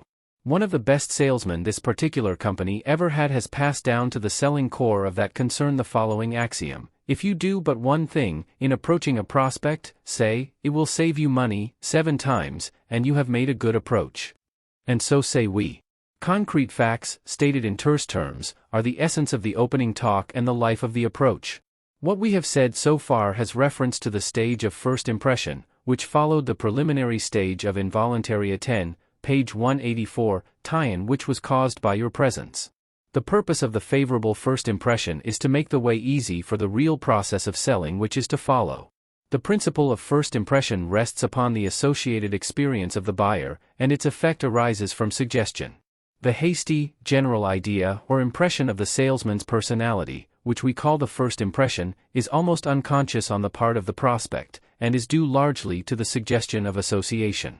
That is, the prospect has met other people manifesting certain characteristics, and has fallen into the habit of hasty generalization, or classification of people in accordance with certain traits of appearance, manner, etc. This is the operation of the psychological principle of the association of ideas, and may be influenced by what is known as the suggestion of association. The following quotation from the volume of this series entitled Suggestion and Autosuggestion will make clearer this principle. This form of suggestion is one of the most common phases. It is found on all sides, and at all times. The mental law of associa, page 185, tie-in makes it very easy for us to associate certain things with certain other things, and we will find that when one of the things is recalled it will bring with it its associated impression. *****, we are apt to associate a well-dressed man, of commanding carriage, traveling in an expensive automobile, with the idea of wealth and influence. And, accordingly, when some adventurer of the J. Rufus Wallingford type travels our way, clad in sumptuous apparel, with the air of an Astorbilt, and a $10,000, hired, automobile, we hasten to place our money and valuables in his keeping, and esteem ourselves honored by having been accorded the privilege. The suggestion of authority also plays its part in the first impression, and in all the stages of sale in fact. This form of suggestion is described in the book just mentioned, as follows: let some person posing as an authority, or occupying a position of command, calmly state a fallacy with an air of wisdom and conviction, without any ifs or buts, and many otherwise careful people will accept the suggestion without question, and, unless they are afterward forced to analyze, page 186, it by the light of reason they will let the seed find lodgment in their minds, to blossom and bear fruit thereafter. The explanation is that in such cases the person suspends the critical attention which is usually interposed by the attentive will, and allows the idea to enter his mental castle unchallenged, and to influence other ideas in the future. It is like a man assuming a lordly air and marching past the watchman at the gate of the mental fortress, where the ordinary visitor is challenged and severely scrutinized, his credentials examined, and the mark of approval placed upon him before he may enter. The acceptance of such suggestions is akin to a person bolting a particle of food, instead of masticating it. As a rule we bolt many a bit of mental provender, owing to its stamp of real or pretended authority. And many persons understanding this phase of suggestion take advantage of it, and use it in their business accordingly. The confidence man, as well as the shrewd politician and the seller of neatly printed gold mines, imposes himself upon the public by means of an air of authority, or by what is known in the parlance of the, page 187, busy streets as, putting up a good front. Some men are all front, and have nothing behind their authoritative air, but that authoritative air provides them with a living. The suggestion of associated manner, appearance and air, the good front, in fact, is the principal element in the favorable first impression. The balance is a mixture of tact, diplomacy, common sense, and intuition. But remember this always: the best front is the real one, the one which is the reflection of the right mental attitude and character, the front of the gentleman. If you lack this, the nearer you can act it out, the better for yourself. But no imitation is as good as the genuine article. The true gentleman is the scientific mixture of strength and courtesy, the manifestation of the iron hand in the velvet glove. So much for the first impression.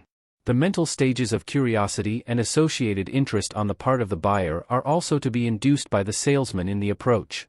We have described these phases in the chapter entitled The Psychology of the page 188, Purchase, this particular part of which should be reread at this point. A few additional words on these points, however, will not be out of place here. Regarding the phase of curiosity, we would say that it will be well if you can manage the opening talk to the prospect so as to keep him guessing a little, while still holding his associated interest. Curiosity whets a man's interest just as Worcestershire sauce whets his appetite. The key to the arousing of curiosity is the idea of something new, a new idea, a new pattern, a new device, etc. The mind of the average man likes something new. Even the old fogey likes something new in his old favorites, new bottles for his good old wine. The idea of newness and novelty tends to arouse a man's inquisitiveness and imagination. And if you can start these faculties working, you have done well, for associated interest is closely allied thereto. When you get a prospect to the stage of asking questions, either verbally or mentally, you have the game well started. Never make the mistake of asking the man if he wants to buy so and so. Of course he, page 189, doesn't at that stage, particularly if you ask him in that way. It is too easy for him to say no. It is almost as bad as that stock illustration of adverse suggestion: "You don't want to buy any so-and-so, do you, mister?" which brings a ready no from the average person. Nor do you want to say, "I have called to see if I cannot sell you so-and-so today, Mr. X. Or, can I sell you some so-and-so this morning, Mr. Z?" This form of arousing interest is based on erroneous psychological principles. Of course, the prospect doesn't want to buy or be sold at this stage of the game. The sale is the finishing stage. This plan is like cutting a log of wood with the butt end of the axe. You are presenting the wrong end of the proposition. You can never arouse curiosity or associated interest in this way. Forget the words "you buy" and "I sell" for the moment. In fact, the less you use them at any stage the better it will be, for they are too unpleasantly suggestive of the opening of pocketbooks to be agreeable to the prospect. There are excellent substitutes for these terms, terms which suggest profit, advantage, saving and pleasure to the mind of the buyer, page 190, rather than ideas of expenditure and giving up. Try to suggest the incoming stream of money to your buyer, not the outgoing one. The reason is obvious, if you understand the laws of suggestion and psychology. In short, let your appeal at this stage be entirely to the self-interest, pleasure, and curiosity of the prospect. Try to get him warmed up, and his imagination working. If you can do this, he will forget his other objects of attention, and will lay aside his armor of suggestive defense and his shield of instinctive resistance to one whom he thinks wants to sell something, and open his pocketbook. This is the stage in which you must get in the sharp end of your psychological wedge. Here is where you need the keen edge of your axe. The butt end may be reserved for the decision and closing. As far as possible, do not ask questions to which the prospect can answer no at this stage. Fence him off on this point, and dodge every sign of a forthcoming negative. But if he does get out a no or two, do not hear him. Let his no slip off like water from a duck's back. Refuse to admit it to your page 191, scienceness, deny it mentally, refuse the evidence of your ears. This is no time for no's, go right ahead, unconscious of the words. Keep on appealing to his interest, in the phases of curiosity and associated interest. Your aim here is to get the prospect to the stage of consideration. This stage is indicated by his asking a question showing a desire to know the particulars of your proposition. The question may show but a shade of interest, but it marks a move in the game. It is the prospect's answering move to your opening. It is an important psychological moment in the game. The next move is yours. And that move is on the plane of the demonstration, for the stage of the approach has now been passed. Before passing on to the consideration of the stage of demonstration, we desire to call your attention to the following excellent advice regarding the matter of rebuffs which are so often met with in the stage of approach. It is from the pen of W.C. Holman, and appeared in his magazine, Salesmanship. Mr. Page 192 Holman says, "A crackerjack salesman will receive a rebuff as gracefully and easily and with as little damage to himself as a professional baseball player will take in a red-hot liner that a batter drives at him, and go right on playing the game as if nothing had happened. An amateur salesman will want to quit playing, or call the attention of the umpire to the malicious intent of the batter. A blow that would knock the ordinary man off his pins will do nothing more than to give a professional boxer a chance to show his agility and win applause. If you drop a plank on a cork in the water with a tremendous splash, the cork will bob up as serenely as if nothing had happened, and lie quietly once more on the unruffled surface of the water. And so a clever salesman, when a smashing blow is aimed at him by a surly prospect, will merely sidestep gracefully and continue calmly with the prosecution of his purpose. Self-control disarms all ill-natured attacks." Page 193. Chapter 9. The Demonstration. In the last chapter we left the salesman at that stage of the approach where the prospect manifests enough interest to ask a question or make an interrogative objection. This is an important psychological point or stage in the game, and here the approach merges into the demonstration on the part of the salesman, and the stage of passive attention on the part of the prospect merges into that of active attention, discussion, and consideration. The moment that the prospect ceases to be a passive listener, and displays enough active interest to ask a question or make an interrogative objection, the great game of the sale is on in earnest. The demonstration has begun. This stage of the sale closely resembles a game of chess or checkers. The approach and preliminary talk of the salesman is the first move in the game. The answer, question, or OB, page 194, objection of the prospect is the second move, then the real game or discussion is on. It is now up to the salesman to make his second move, which is a reply move to that of the prospect. And this particular move is a highly important one in the great game of the sale. Like an important early move in checkers or chess, the success or failure of the whole game may depend on it, so it is well to have this move mapped out as a part of your preliminary study. McBain truthfully says of the first remark of the prospect, "The customer is not going to commit himself in response to the first remark. He always holds considerable in reserve. An objection, either expressed or implied, can always be counted on. It may vary from a general, busy statement, or no interest in what is about to be submitted, or it may be a specific statement, even heated, in fact, that the one approached has no time for the salesman or his house. But, just as in chess or checkers there are certain replies indicated for every one of the first few opening moves, all of which are fully stated and explained in textbooks on page 195 of these games, so in the great game of salesmanship there are certain replies indicated for these preliminary moves on the part of the prospect.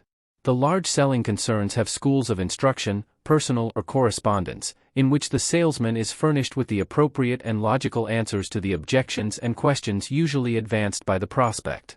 It will be found that there are really but few moves of this kind in the game of the average prospects. They tend to say the same things under the same circumstances, and there is always an appropriate answer. The salesman will acquire many of these answers by experience, conversation with older salesmen, or by instruction from his sales manager or the house. Each line has its own stock of objections, and its own stock of replies thereto. There are two general classes of replies to objections, which apply to nearly every kind of proposition.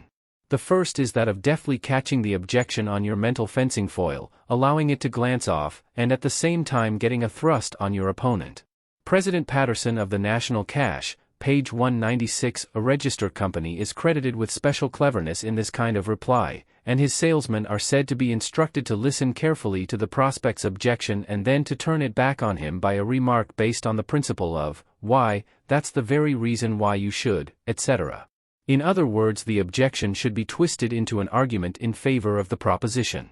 In the hands of a master this form of reply is very effective, and often brings results by reason of its daring and unexpectedness. But it is not everyone who has the skill to use it to advantage. The second class of reply is based upon what is called indirect resistance, which, by the way, is often the strongest form of resistance, and accomplishes its intended effect while avoiding the opposition and antagonism of direct resistance. Some writers on the subject have called this non-resistance, obviously a misnomer, for it is a form of resistance although subtly disguised.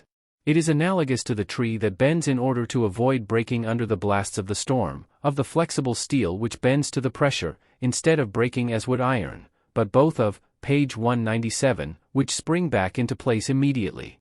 It is generally very poor policy to directly oppose the prospect upon minor points. The main point is what you are after. And the main point is the order, the rest is immaterial and unimportant. Let us contrast direct resistance and indirect resistance, and see the points of each. In direct resistance, the minor objections of the prospect are met with the answer, "You are wrong there, Mr. X," or, "You are entirely mistaken," or, "You take the wrong view," or, as we heard in one instance, "Your objection is ridiculous." The direct resistance is necessary in a few contingencies, or upon rare occasions, but it should be sparingly and cautiously used. It is a desperate remedy indicated only for desperate diseases.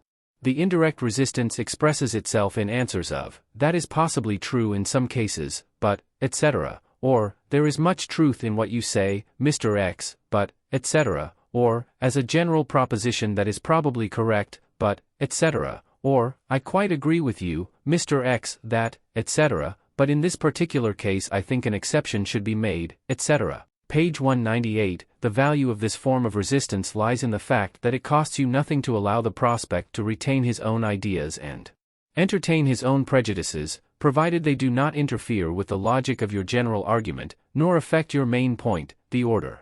You are not a missionary or a pedagogue, you are just a salesman and your business is to take orders. Let the old fellow keep his foolish ideas and intolerant prejudices, providing you can steer him straight to the ordering point. The active principle in indirect resistance is to get rid of his general objections in the easiest and shortest way, by allowing him to retain them, and concentrating your and his attention and interest upon the particular points of your proposition, the positive and material points of your particular case. Avoid disputes on non-essentials, generalities, and immaterial points. You are not striving for first prize in debate, you're after orders. Remember the legal principles of the pertinent, relevant, and material points, and sidetrack the immaterial, irrelevant, and impertinent side issues, even if you have to tacitly admit them in indirect page 199, sistance. Here it is in a nutshell, sidetrack and sidestep the non-essentials. The salesman has now reached the point in which the prospect is manifesting the psychological stage of consideration, the stage in which he is willing to look into the matter, or rather into the subject or object of the proposition. This stage must not be confused with that of deliberation, in which the prospect weighs the pros and cons of whether he should purchase. The two stages are quite different. The present stage, that of consideration, is merely the phase of examination, investigation or inquiry into the matter, to see if there is really anything of real practical interest in it for himself. It is more than mere associated interest, for it has passed into the manifestation of interested investigation. In many cases the process never gets beyond this stage, particularly if the salesman does not understand the psychology of the process. Many salesmen make the mistake of trying to make their closing talk at this point, but this is a mistake. The prospect must understand something about the details of the proposition, or the qualities and characteristics of, page 200, the goods, before he uses his imagination or feels inclination to possess the thing. So here is where the work of explanation comes in. The term demonstration has two general meanings, each of which is exemplified by stages in the salesman's work of demonstration. The first meaning, and stage, is a showing or pointing out, an indication, manifestation, or exhibition. The second meaning, and stage, is the act of proving clearly, by incontrovertible proof and indubitable evidence, beyond the possibility of doubt or contradiction. The first stage is that of showing and pointing out, the second, that of proof. The first is that of presenting the features of a thing, the second, that of logical argument and proof. And, therefore, remember that you are now at the stage of showing and pointing out, and not that of argument and proof. Regarding the matter of showing and pointing out the features and characteristics of your goods or proposition, you should always remember that the prospect does not know the details of your proposition or article of sale as you do, or as you should know. Page 201, the subject is not stale to him, as it may have become to you if you have not kept up your enthusiasm. Therefore, while avoiding needless waste of time, do not make the mistake of rushing this point of the demonstration and thus neglecting the important features. Better one feature well explained and emphasized, than a score hurried over in a sloppy manner. It is better to concentrate upon a few leading and striking points of demonstration, of material interest to the prospect, and to assume that he does not know anything about them except as he may show his knowledge by questions or objections, all this in a courteous manner, of course, avoiding the know-it-all air. The prospect must have time to allow the points to sink into his mind. Some men are slower than others in this respect. Watch the prospect's face to see by his expression whether or not he really understands what you are saying. Better present one point in a dozen ways, to obtain understanding, than to present a dozen points in one way and fail to be understood. In order to demonstrate your goods or proposition at this stage, you must have fully, page 202, acquainted yourself with them, and also have arranged the telling points in a natural and logical order of presentation, working from the simple up to the complex. Be careful not to suggest buying at this point, lest your prospect take fright and lose interest in the demonstration. He is naturally in a defensive mood, for he sensed the appeal to his pocketbook in the distance. You must try to take his mind off this point by arousing his interested attention in the details of your goods or proposition. Explain the details just as you would if the prospect had called upon you for the purpose of investigation. In fact, if you can work yourself up to the proper mental attitude, you may effect the psychological change by which the positions may be reversed, and so that it will instinctively seem to the prospect that he is calling on you and not you on him. There is an important psychological point here which you would do well to remember. The man who is called upon always has the move on the caller. If you can reverse this psychological condition, you have gained a great advantage. An awakened personal interest in the details of a proposal, page 203 tie-in, on the part of the prospect, tends to reverse the conditions. If you would understand what a scientific demonstration of an article or proposition is like, it would pay you to listen to the demonstration by a well-trained salesman of the National Cash Register Company. This company drills its salesmen thoroughly in this part of their work, until they have every detail fastened in their minds in its proper logical order. An old salesman of this company should be able to repeat his formula backwards as well as in the regular order, beginning at the middle and working either backward or forward, at will. He understands the why and what for of every detail of his article and proposition, and is taught to present them in their logical order. Listening to a talk of one of their best salesmen is a liberal education in demonstration. The essence of this stage of the demonstration is that it should be given in the spirit of a conversational recital of an interesting story, or description of an event. Speak in an impersonal way, that is, avoid suggesting to the prospect that you are trying to sell him, page 204, the thing. Let this part of your talk be given from the sheer enthusiasm inspired in your mind by the merits of your proposition. Let it be a labor of love. Forget all about your hope of sale or profit. Your one aim and object of life, at that moment, should be that of inspiring the prospect with the wonderful merits of your proposition, which you yourself entertain. Yours should be the spirit of the propagandist seeking converts, imparting information for the good of others, and for the cause. Forget the forthcoming collection plate, in the earnestness of your sermon. The National Cash Register Company instructs its salesmen as follows regarding this stage of the demonstration. When you have gotten a prospect to a demonstration, you have accomplished a most important step. You can take it for granted that he is to some extent interested in the subject. Now, by all means make the most of that opportunity. Say what you have to say to him thoroughly and carefully. Don't rattle off your demonstration in a hurry, as if you were wound up and had to say so many words to the minute. Give, page 205, him a chance to speak, to ask questions or make objections. He probably has certain ideas in his mind which may be a decided help or a decided hindrance to your argument. You ought to learn what they are. Don't imagine because he listens in silence that he agrees with you, or even understands all you say. Speak deliberately. If you see from a puzzled or doubtful look on his face that anything is not quite plain to him, stop and make it plain. Take time enough to explain each point thoroughly. Whenever you make a statement that is open to question, be sure to get his assent to it before you proceed. If he will not assent to it exactly as you make it, modify it until he does. Get him to assent in some degree to every proposition you make, so that when you get to the general result he cannot go back and disagree with you. Don't do this, however, as if you were trying to corner him, but with a simple desire to reach a reasonable basis of argument. Cast aside all attempts at being a clever talker, all idea that there is any trick of words or manner, any secret artfulness about selling registers, and put yourself in the plain, unaffected spirit of, page 206, a man who has simply a truth to tell, and is bent upon telling it in the plainest, homeliest way. Avoid above all things the fatal mistake of demonstrating to your prospect with a sense of fear, haste, and uncertainty. Realize fully the power of the facts behind you, and have the full confidence of your convictions. Coolly and deliberately make each point clear and conclusive, and lead the prospect by simple steps up to absolute conviction. If you have held your prospect's interested attention during this stage of the demonstration, you will find that his imagination is beginning to work in the direction of making mental pictures of how the thing or proposition would work for him, how the article would look in his possession. It is a psychological law that interested investigation, or consideration, tends to awaken the interest of imagination and desire if the object of the investigation blends with the general trend of the person's thought and feelings. The very process of investigation inevitably brings to light new points of interest. And, then, the act of investigation and discovery, instinctive, page 207, ly creates a feeling of proprietorship in the thing investigated or discovered. It establishes an association between the object and its investigator.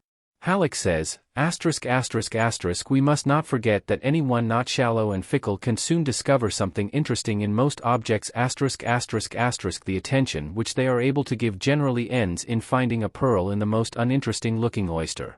The essence of genius is to present an old thing in new ways. And again, when we think about a thing, or keep the mind full of a subject, the activity in certain brain tracts is probably much increased. As a result of this unconscious preparation, a full-fledged image may suddenly arise in consciousness. Hofting says, the interweaving of the elements of the picture in the imagination takes place in great measure below the threshold of consciousness, so that the image suddenly emerges in consciousness complete in its broad outlines, the conscious result of an unconscious process. Halleck also says, a representative image of the thing desired is the necessary antecedent to, page 208, desire. Not until a representative idea comes to the mind does desire arise. It has often been said that where there is no knowledge there can be no desire. A child sees a new toy and wants it. A man notices some improvements about his neighbor's house and wishes them.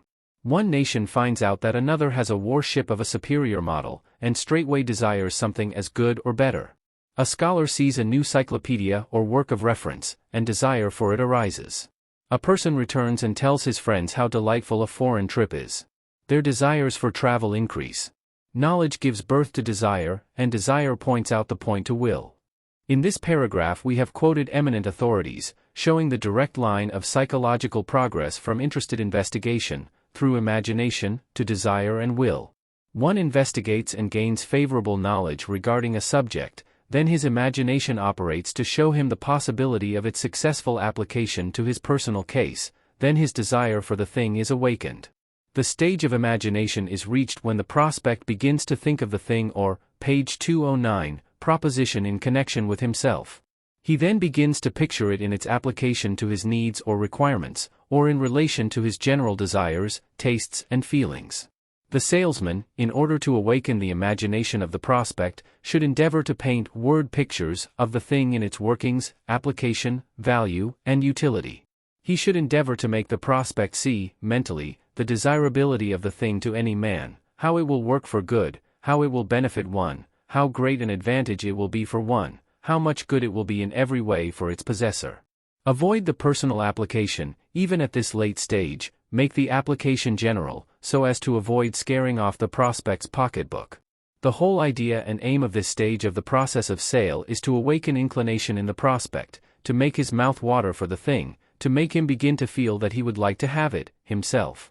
He must be put into the mental condition of the woman gazing longingly at the hat in the milliner's window, or of the boy who is peeking through the knothole in the fence of the baseball park. He must be led into the feel, page 210, that he is on the outside of the fence or window, and the good thing is inside. He will then begin to feel the inclination or desire to get on the inside. We once heard a tale of two southern darkies, which illustrates this point.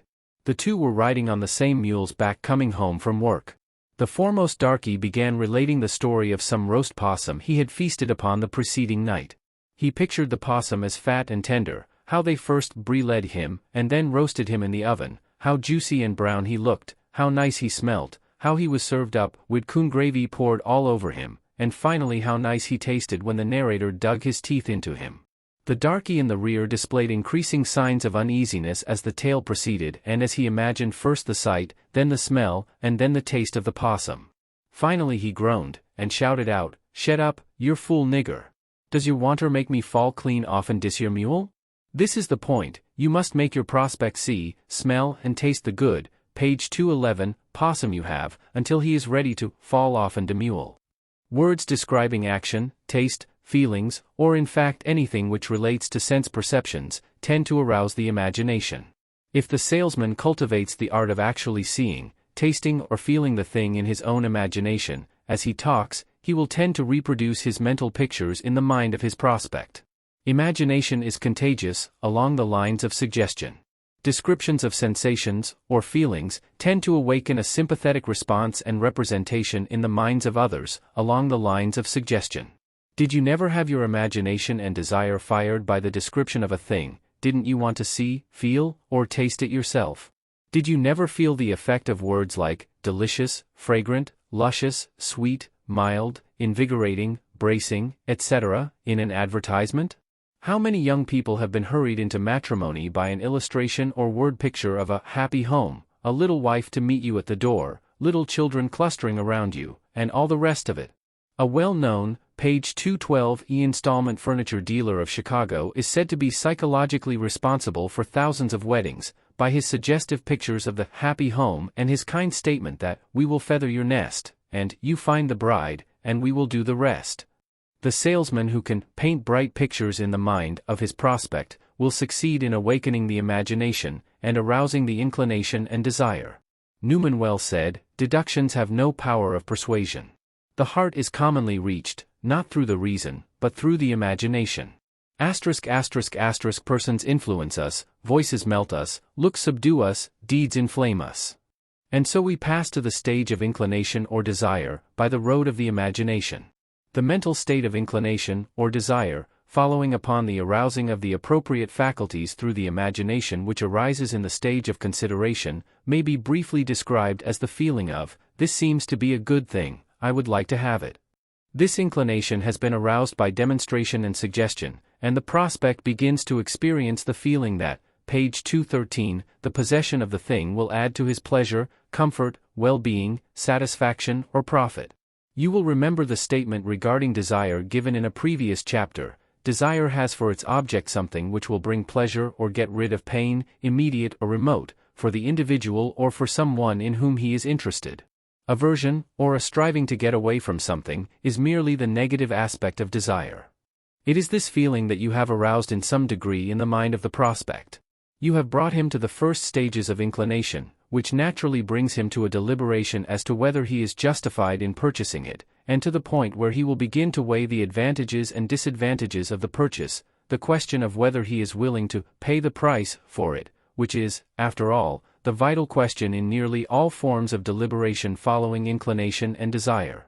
But as the prospect's mind passes to the stage of deliberation, you must not lose sight of the question of desire, for it may be necessary to rekindle it in him, or to blow upon its sparks, when he debates the to buy or not to buy. Page 214, the deliberation is largely a question of a conflict of motives, and desire is a powerful motive, so you must be ready to arouse a new phase of want to in the prospect to counterbalance some other motive which may be turning the scales in the other direction. In entering into the stage of deliberation, or argument, the discussion passes from the impersonal plane to the personal. The question no longer is not this a good thing, to that of, should you not have it for your own? This is a distinct change of base, and a different set of faculties are now employed by the salesman. He leaves the descriptive phase and enters into that of argument. He enters into that second meaning or phase of demonstration which has been defined as proving clearly. And the question of proof and argument is that of whether the prospect is not justified in acquiring the thing.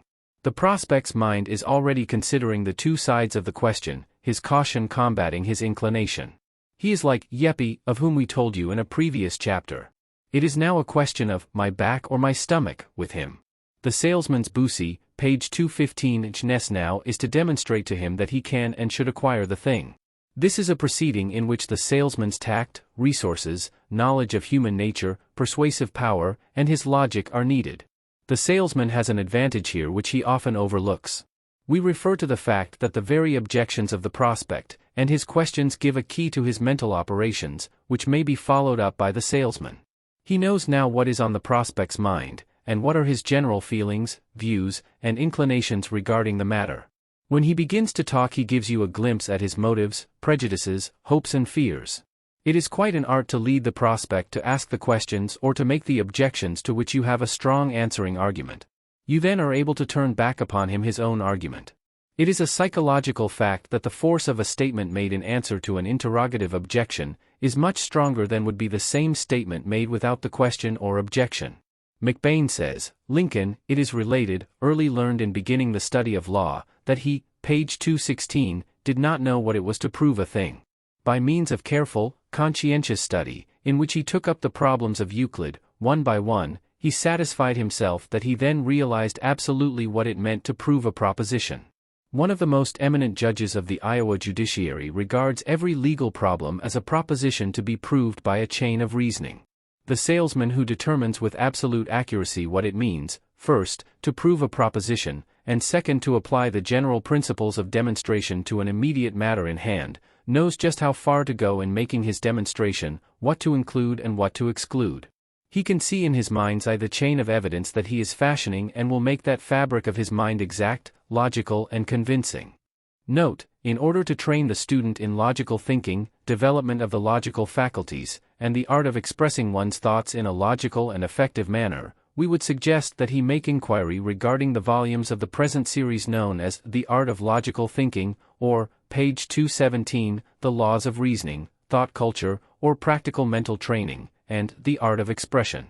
These books are published by the house issuing the present volume.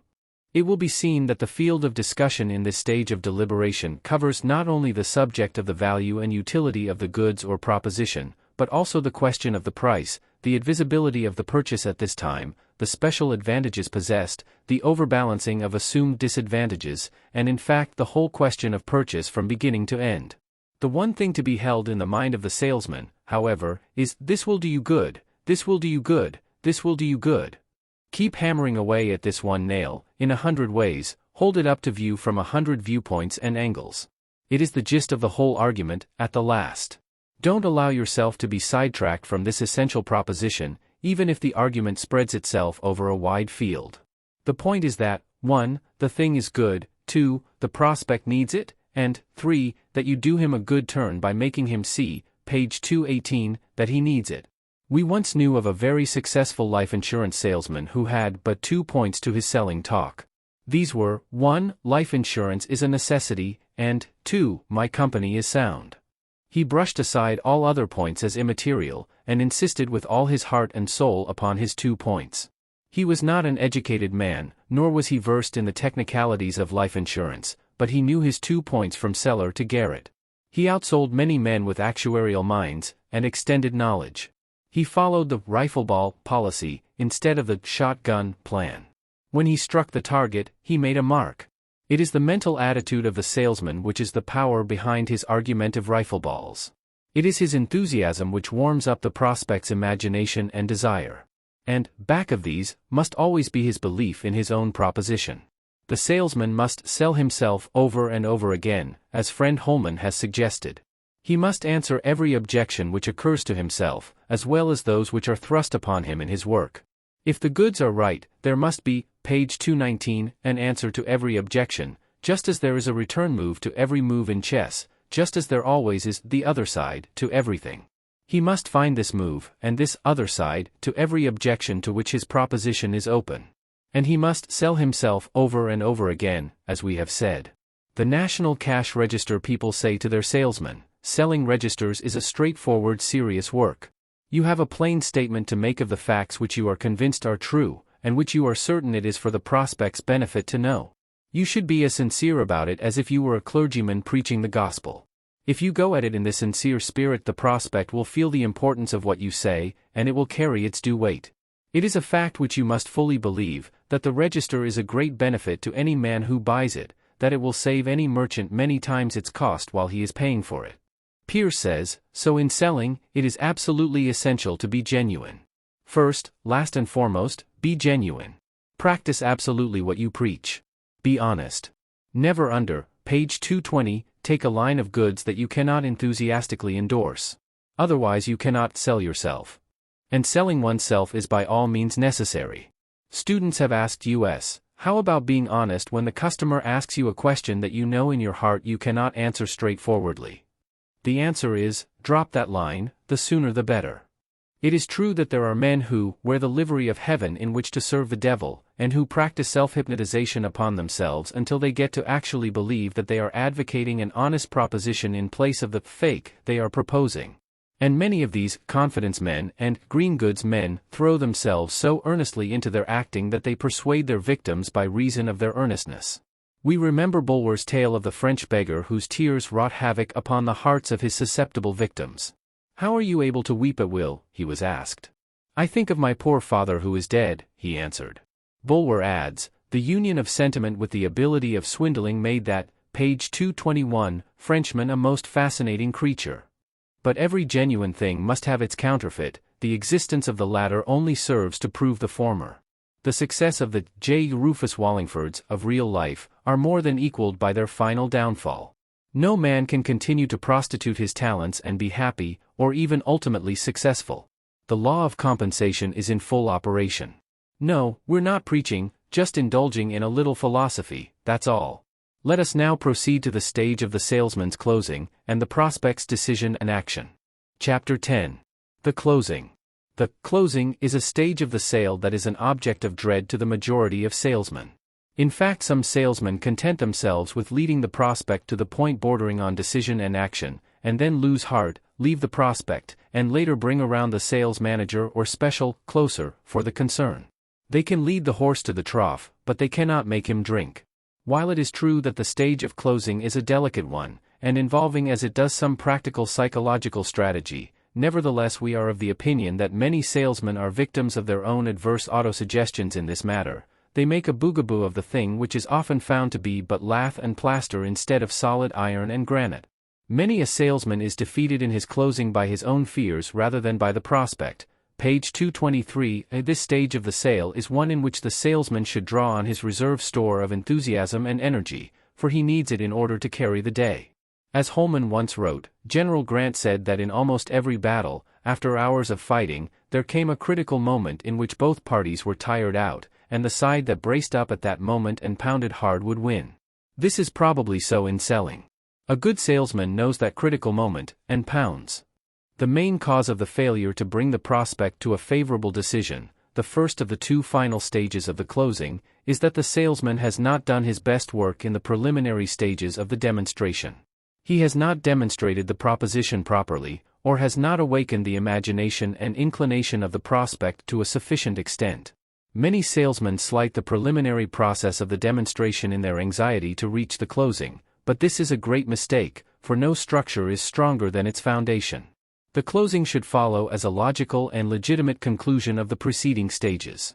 It should be like the page 224 result of a mathematical problem which has been carefully worked out. Of course, it is impossible for any one salesman to sell them all, from the very nature of things, but the average man could sell a larger percentage of prospects if he would strengthen himself along the preliminary stages leading up to the closing, and to the final steps of the latter. The gist of the whole matter of the failure of a prospect to make a favorable decision is this: he hasn't been convinced. Why? If you can answer this question, you have the key to the problem. You haven't reached the man's desire. Why? If you can get him to want the thing, the decision is a mere matter of final settling down to choice. You may have said to the man, "This is a good thing, you ought to have it," over and over again, but have you actually made him see that it was a good thing and that he ought to have it? It is one thing to tell a man these things, and another to reproduce your own beliefs in his mind. The changing of the talk from that affecting deliberation on the part of the prospect, to that influencing his decision, is a delicate, page 225, matter.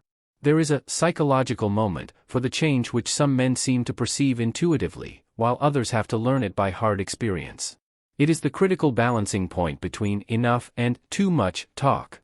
On the one hand, the salesman must beware of a premature closing, and on the other he must avoid unselling a man after he has made the psychological sale. Some men are inclined toward one of these faults, and some to the other. The ideal salesman has found the nice point of balance between the two. If the salesman attempts to make a premature closing, he will probably have failed to bring about the full desire and careful deliberation in the prospect's mind. As a practical writer on the subject has pointed out, this course is as faulty as that of a lawyer who would attempt to begin his closing address to the jury before he had gotten in his evidence. The trained finger on the pulse should detect the high tide of interest and close the demonstration at this point, moving surely and swiftly to the closing. On the other hand, if the salesman persists, page 226, in talking on, rambling and wandering, after he has made a particular point, or all of his points, he runs the risk of losing his prospect's attention and interest, and with it the newly awakened inclination and desire. James H. Collins, in a recent article in The Saturday Evening Post, relates the following amusing anecdote illustrating this tendency on the part of the salesman. How easily a customer may be talked out of buying is shown by the experience of a real estate promoter who sells New York property to investors in other cities through a staff of salesmen. One of his men reported that he was unable to close an elderly German in Pittsburgh. "I've explained the whole property," said the salesman. "He understands the possibilities, yet doesn't invest." Next time the promoter was in Pittsburgh, he called on this investor, accompanied by his salesman. The latter explained the proposition again most exhaustively, and made every effort to be clear and convincing. From time to time the investor tried to interrupt, but the salesman swept on, saying, "Just a moment, and I'll take that point up with you." Page 227, when the story was finished he recapitulated. When that was finished he began a resume of the recapitulation preparatory to rushing the man. Here the boss felt that the investor really wanted to be heard, so he interrupted the salesman, "Charlie, I guess if Mr. Conrad here doesn't realize the magnificent opportunities in New York realty after all you've told him, there's no use telling him any more." "Mein Gratius," protested Conrad. "I do realize them. What I wanted to say is that I will take these lots." There is a sixth sense, or intuitive faculty developed in many good salesmen which tends to inform them when they have said enough along any particular line, or on the whole subject. In the midst of a sentence, or after the close of a statement, one will notice a subtle and indefinable change in the manner or expression of the prospect which informs one that it is time to stop, and sum up, or briefly recapitulate. And this summing up must be made briefly, and to the point, in an earnest manner. It should be made in a logical order and sequence, each point being driven in as with a sledge-hammer of convict, page 228, tie-in. One should lay a special stress upon any points in which the prospect seemed interested during the demonstration. In short, he should fall in with the spirit of the attorney in his closing address, in which he sums up his strong points, always with an eye on the jury which he has carefully watched for signs of interest during the progress of the trial. Each juryman's character is represented by a faculty in the mind of the prospect, each should be appealed to along its own particular lines. The perception of the psychological moment of closing the selling talk is akin to that of the lawyer who leads his jury up to a dramatic and logical climax, and then stops. Avoid creating an anticlimax. Mr. Collins in the magazine article mentioned a moment ago says, "The chief shortcoming of the salesman who has difficulty in closing is, usually, that he doesn't know when the psychological moment has come to rush his man." This is a very definite moment in every deal. Veteran salesmen gauge it in various ways, some by the attention their argument is receiving, others by some sign in the customer's, page 229, eyes, and others still by a sort of sixth sense which seldom leads them wrong. If the mechanism of a representative sale could be laid bare for study, it would probably approximate the mechanism of the universe in that material theory by which the philosophers explain the whole thing up to the point where a slight push was necessary to set it going eternally. The sale of the man who doesn't close is technically complete except for the push that lands the order. Sales may be made by patient exposition of facts, building up the case for the goods. But to close them, very often, a real push or kick is needed. Logic avails up to the moment when the customer must be rushed. The trouble with some prospects is that they have practically made the decision, but do not know they have. That is, they have accepted the premises of the argument, admitted the logic of the succeeding argument and demonstration, can see no escape from the conclusion, but still they have not released the spring of formal decision which settles the matter with a mental click. It is the salesman's business to produce this page 230, click. It is a process akin to calling the hand of the opponent in a certain game other than that of salesmanship. It is the stage in which the matter is fairly and squarely put up to the prospect. It is a situation demanding nerve on the part of the salesman, that is apparent nerve, for it is after all somewhat of a bluff on his part, for although he wins if the prospect says yes, he does not necessarily lose if the answer be no, for the salesman, like the lover, should never let one no discourage him. Never take no for an answer, says the old song, and it is worth remembering by the salesman. The click of decision is often produced by the salesman putting up some strong question or statement to the prospect, which, in the popular term, brings him to his feet. As for instance the closing illustration of some of the national cash register salesmen, who after having demonstrated the merits of the cash register by placing in it the $7.16 of real money, in $2 bills, $1 bills, silver dollars, half dollars, quarters, dimes, nickels and pennies, during the various, page 231, points of the demonstration, turns suddenly to the prospect and says to him, "Mr. Blank, you have been watching every coin and bill I have put into this cash drawer. Now how much money do you think is in this drawer?" Mr. Blank naturally doesn't know. Then the salesman proceeds, "Well, then, if you have no conception of the amount of money in this drawer, after watching me put every coin and bill into it, far more closely than you could possibly watch such transactions in your own store, you must admit you are guessing every night as to the amount that should be in your cash drawer in your store." Pausing a moment to let this strong point sink into the prospect's mind, the salesman then says, earnestly and impressively, "Mr. Blank, don't you think you ought to have a register of this kind? Every proposition contains features similar to the one noted above, which can be used effectively in bringing about the click of decision. In some cases the suggestion of imitation may be employed at this stage by showing orders from others, provided they are of importance. Some men do not like this, but, page 232, the majority are influenced by the example of others and the imitative suggestion prevails and brings down the scale of decision. In some other cases the salesman has found it advantageous to drop into a serious, earnest tone, manifesting a spirit akin to that of the earnest worker at a revival meeting, and laying his hand on the prospect's arm, impress upon him the urgent need of his doing this thing for his own good. With some prospects this plan of placing the hand upon him in a brotherly spirit, and looking him earnestly in the eye, results in the final warming up of conviction and decision, probably from the associated suggestion of previous solemn exhortations and friendly counsel. But other men resent any such familiarity. One must know human nature in using this method. Never attempt to close your sale in the presence of outsiders. Always defer it until the prospect is alone, and you have his undivided attention. It is impossible to get into the heart-to-heart rapport in the presence of other people. You may sometimes bring about the decision by asking pointed and appropriate, page 233, questions, the answer of which must act to clinch the matter. But in asking these questions always be careful not to ask a question which may easily be answered by a no. Never say, "Won't you buy?" or "Can't I sell you?" These questions, and others like them, give the suggestion of a negative answer. They make it too easy for the prospect to say no. Remember what we have said elsewhere regarding the suggestions of questions. Remember the horrible example of, "You don't want to buy anything today, do you?" And also remember that a question preceded by an affirmative statement tends to draw forth an affirmative answer. As, for instance, "That is a nice day, isn't it?" or "This is a beautiful shade of pink, isn't it?" or "This is quite an improvement, isn't it?" In asking the important question, do not show any doubt in your tone, manner, or form of expression. Beware, always, of making a negative mental track for your prospect to travel over. The mind works along the lines of least resistance. Be sure you make that line in the right direction. In cases where you have been recommended, page 234, to call upon a person by a friend with whom he has discussed the proposition, you may often find that but little preliminary talk is needed, and you may proceed to the closing very shortly after opening the conversation. In these cases, the prospect often has closed himself without your aid. He wants the thing without urging. When you meet this condition, take things for granted, and make the sale just as you would if the prospect had called upon you to make the purchase. And in any and every case, if you see that the prospect has closed himself, clinch the matter at once. And you can readily see when this stage has arrived.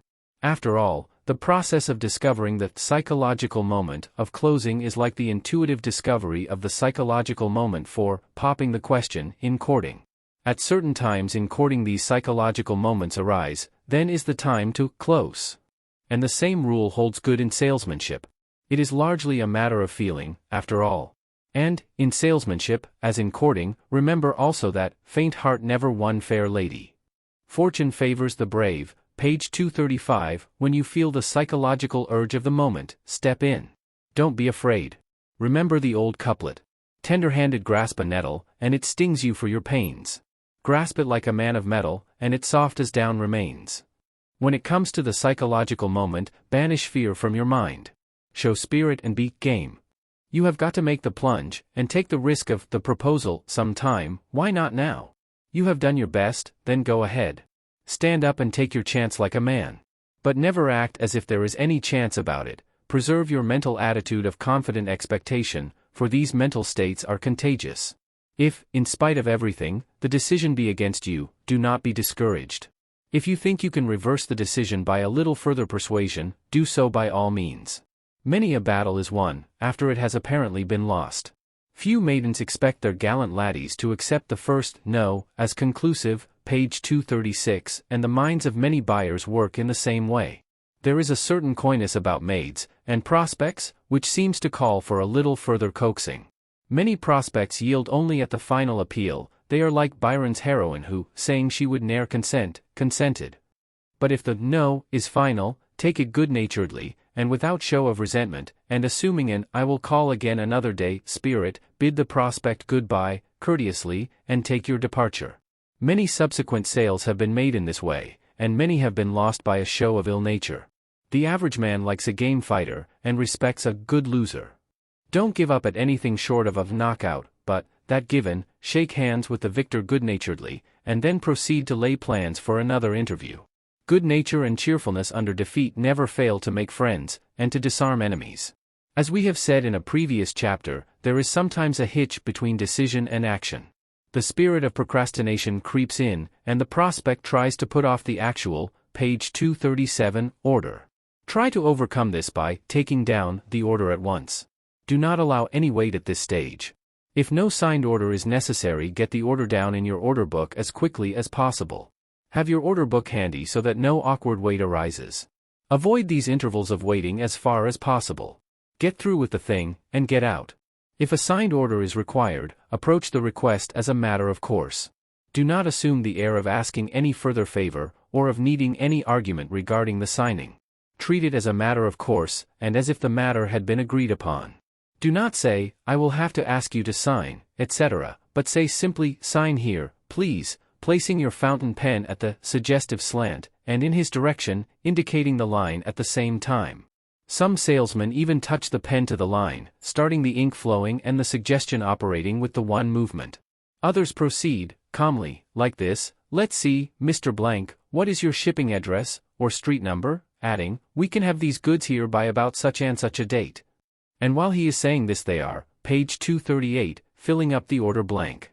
Then, in the most matter-of-fact, business-like manner they lay the order before the prospect, indicating the line for signature, and saying, now, if you will kindly sign here, please, Mr. Blank. And it is all over.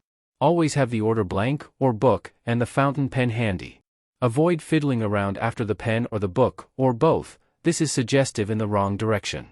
Some salesmen lay the pen on top of the order book, and place them easily before the prospect while talking. Others lay the pen by the side of the book, in the same way. Collins says, one of the leading newspapers in the Middle West has a school for the canvassers who solicit subscriptions. A set of books is sold in connection with a year's subscription to this paper, and the solicitors are drilled in old-fashioned bookselling tactics, learning their argument by rote.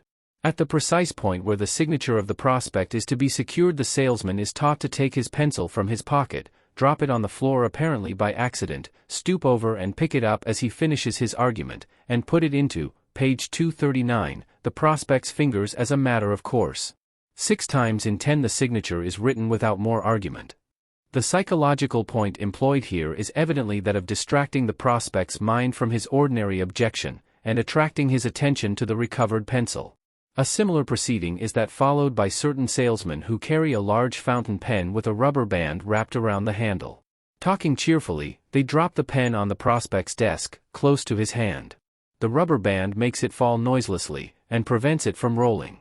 The prospect is said usually to involuntarily pick up the pen, and move it toward the order book which has been deftly placed before him, and, then, still absorbed in the talk of the salesman, he signs the order blank.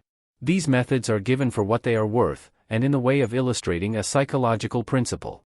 Personally, we do not favor these methods, and prefer the orthodox fountain pen, courteously handed the prospect, at the suggestive slant, with possibly the point touching the line as an illustra, page 240 to tie-in of the, on this line, please, which accompanies it. The principle to be observed in all cases where orders have to be signed, receipts made out, etc., is to make the process as easy as possible for the prospect. Let him work along the line of the least resistance. Avoid giving him the adverse suggestion of red tape, formality, ironclad contracts, etc. Act upon the principle of the young man who, when he asked his father for money, would say it very smoothly and rapidly, $20 please, as if it were 20 cents. Smooth away every item of delay and friction, and adopt the rubber tire and ball bearings, mental attitude and mode of procedure. Regarding the much disputed and vexing question of the interval between decision and action, and the frequent failure of decision to take form in action, which question, by the way, is very important in the closing of the salesman, we ask you to read the following from the pen of Professor William James, the eminent psychologist. We know what it is to get out of bed on a freezing morning in a room without a fire, and, page 241, how the very vital principle within us protests against the ordeal. Probably most persons have lain on certain mornings for an hour at a time unable to brace themselves to the resolve. We think how late we shall be, how the duties of the day will suffer, we say, I must get up, this is ignominious, etc., but still the warm couch feels too delicious, the cold outside too cruel, and resolution faints away and postpones itself again and again just as it seemed on the verge of bursting the resistance and passing over into the decisive act. Now how do we ever get up under such circumstances? If I may generalize from my own experience, we more often than not get up without any struggle or decision at all. We suddenly find that we have to get up. A fortunate lapse of consciousness occurs, we forget both the warmth and the cold, we fall into some reverie connected with the day's life, in the course of which the idea flashes across us, hello. I must lie here no longer, an idea which at that lucky instant awakens no contradictory or paralyzing suggestions, and consequently produces immediately its appropriate motor effects. It was our acute page 242, seriousness of both the warmth and cold during the period of struggle, which paralyzed our activity then and kept our idea of rising in the condition of wish and not of will. The moment these inhibitory ideas ceased, the original idea exerted its effects. This case seems to me to contain in miniature form the data for an entire psychology of volition. Professor James, in another place, gives the following additional hint of the process of transmuting the decision into action. Let us call the last idea which in the mind precedes the motor discharge, the motor cue *****. There can be no doubt whatever that the cue may be an image either of the resident or the remote kind. It will be seen then that the motor cue, which releases the spring of action, the mental trigger which fires the gun of will, may easily be some remote idea suggested to the mind, as for instance the sight of the slanted fountain pen and order book. The man wants to, but does not feel like getting out of bed, and his mind becomes inactive on the question. If some friend had said to him, "Come, get out, old fellow," or if he had had his mind, page 243, suddenly attracted by some outside sound or sight, he would have sprung out at once. As we have said, elsewhere, the placing of a piece of twisted paper in the ear of a horse will cause him to forget his balkiness, it changes his current of thought. Any new impulse will tend to get a man over his period of, I want to but I don't, mental hesitancy. We may have given you the psychology of the thing here, you must work it out in the details of application to suit your own requirements. Learn to show your prospect something that will cause him to spring out of bed. Learn to stick the piece of twisted paper in his ear, to overcome his balkiness. Give him the motor cue, by supplying him with a mental image either of the resident or remote kind. Like the boy shivering on the brink of the stream, he needs but a little shove to make him take the plunge. Then he will call to others, "Come on in, the water's fine." And, now in conclusion, you have the signed order, but you must continue your mental attitude until you fade from the prospect's sight. Do not gush or become maudlin, as we have seen salesmen do. Maintain your, page 244, balance, and thank your customer courteously, but not as the recipient of alms. Keep up his good impression of and respect for you to the last. Leave the prospect with this thought radiating from your mind, I have done this man a good turn. The prospect will catch these subtle vibrations, in some way not worth discussing, and he too will feel that he has done well. Avoid the, "well, I landed this chap, all right, mental attitude, which shows so plainly in the manner of some salesmen after they have booked an order. The prospect will catch those vibrations also, and will not like it, he will resent it, naturally. In short, you would do well to follow the homely but scientific advice of the old salesman who said, keep your sugarcoating on to the last, leave M with a pleasant taste in their mouths. Make a good last impression as well as a good first impression. But, and remember this also, get away when your work is over. Do not hang around the office or store of the prospect after the sale is made. Do not place yourself in a position where some newly discovered objection will cause you to do your work all over again. You, page 245, have got what you came for, now get out. As McBain says, when the close is made, the customer should be left in the shortest possible time that may not be characterized as abrupt. Having talked a man into a sale, the salesman should be careful not to talk him out. The old adage, stop praising the goods after the sale is made, is as true as it is trite. Collins very aptly says on this point, the explainer type of salesman may actually sell goods to a customer and then, by staying and talking, unsell him without knowing it. One afternoon not long ago, for instance, a salesman sold $11,000 worth of fabrics to a prominent merchant and, by staying for a friendly chat after the order had been secured, gave the merchant time to think twice and cancel it. An excellent rule is that of a salesman who built up a business to $250,000 in competition with wealthy competitors, doing this by sheer selling ability. Take the first train out of town after you sell your man, was his rule. If there was no train for several hours, he excused himself the moment a deal was closed, and disappeared. Just as sure as I stayed, page 246, around after that order was in my pocket, he says, part of it would be cancelled or modified by the buyer, or some of my work in selling undone. If it were nothing else, the buyer would play on the fact that I felt good about getting that order, and squeeze something extra out of me. When you land your man, get out of sight. And, taking our own advice, kind reader, we, having said our say and closed, will now take our departure. We thank you for your kind attention, and feel that we have done you a good turn.